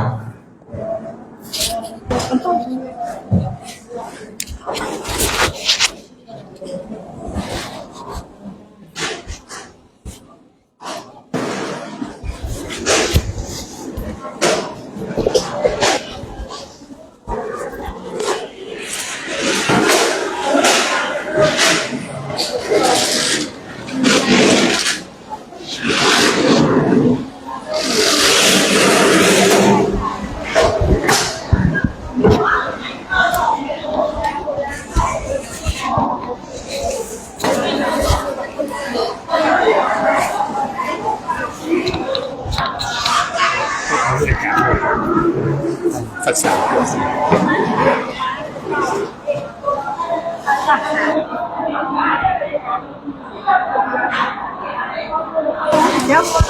วด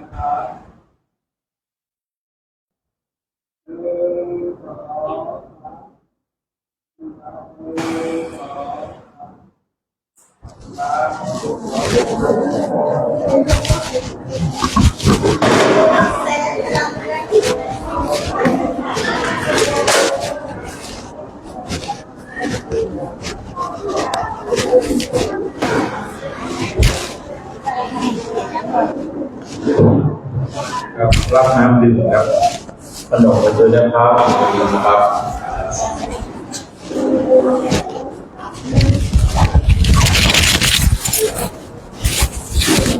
สำหรับในตอนเย็นหรือประมาณ6 ฝ่ายนั้นถ้าไปพร้อมก็ไปถ้ามีสามารถที่บริการเอารถไปช่วยกันโดยก็ได้เลยที่ธรรมสัญจรวัฒนะมีโอกาสและสัญจรของตำบลแม่เดียวของเมืองนี้นะมีการทำวัดประพฤติวัดปฏิบัติธรรมแล้วก็ฟังเกี่ยวกับธรรมแล้วก็มีการแก้บาโซบาสิกาถ้ามันมีกิเลสนะยังไม่มีบอลเพื่อเราไปร่วมกันได้เลยที่วัดตำนักในส่วนของพระสงฆ์จำเป็นก็จะได้ไปร่วมในส่วนของธรรมะก็จะเป็นได้ไปอยู่เพราะว่า เป็นที่ปรึกษาต้องไปนำส่วนรวมแล้วว่าเราปฏิบัติต่อดังนั้นก็เพื่อร่วมพ่อสภาถ้าเราจะไปร่วมก็สามารถที่จะไปเดินทางแล้วก็ลาไปเป็นคนละได้เนาะเที่ยวเพื่อที่จะได้กับเป็นพวกหมอภาษาทุกคนทุกคนเลยวันนี้ประมาณ6 โมงบ่าย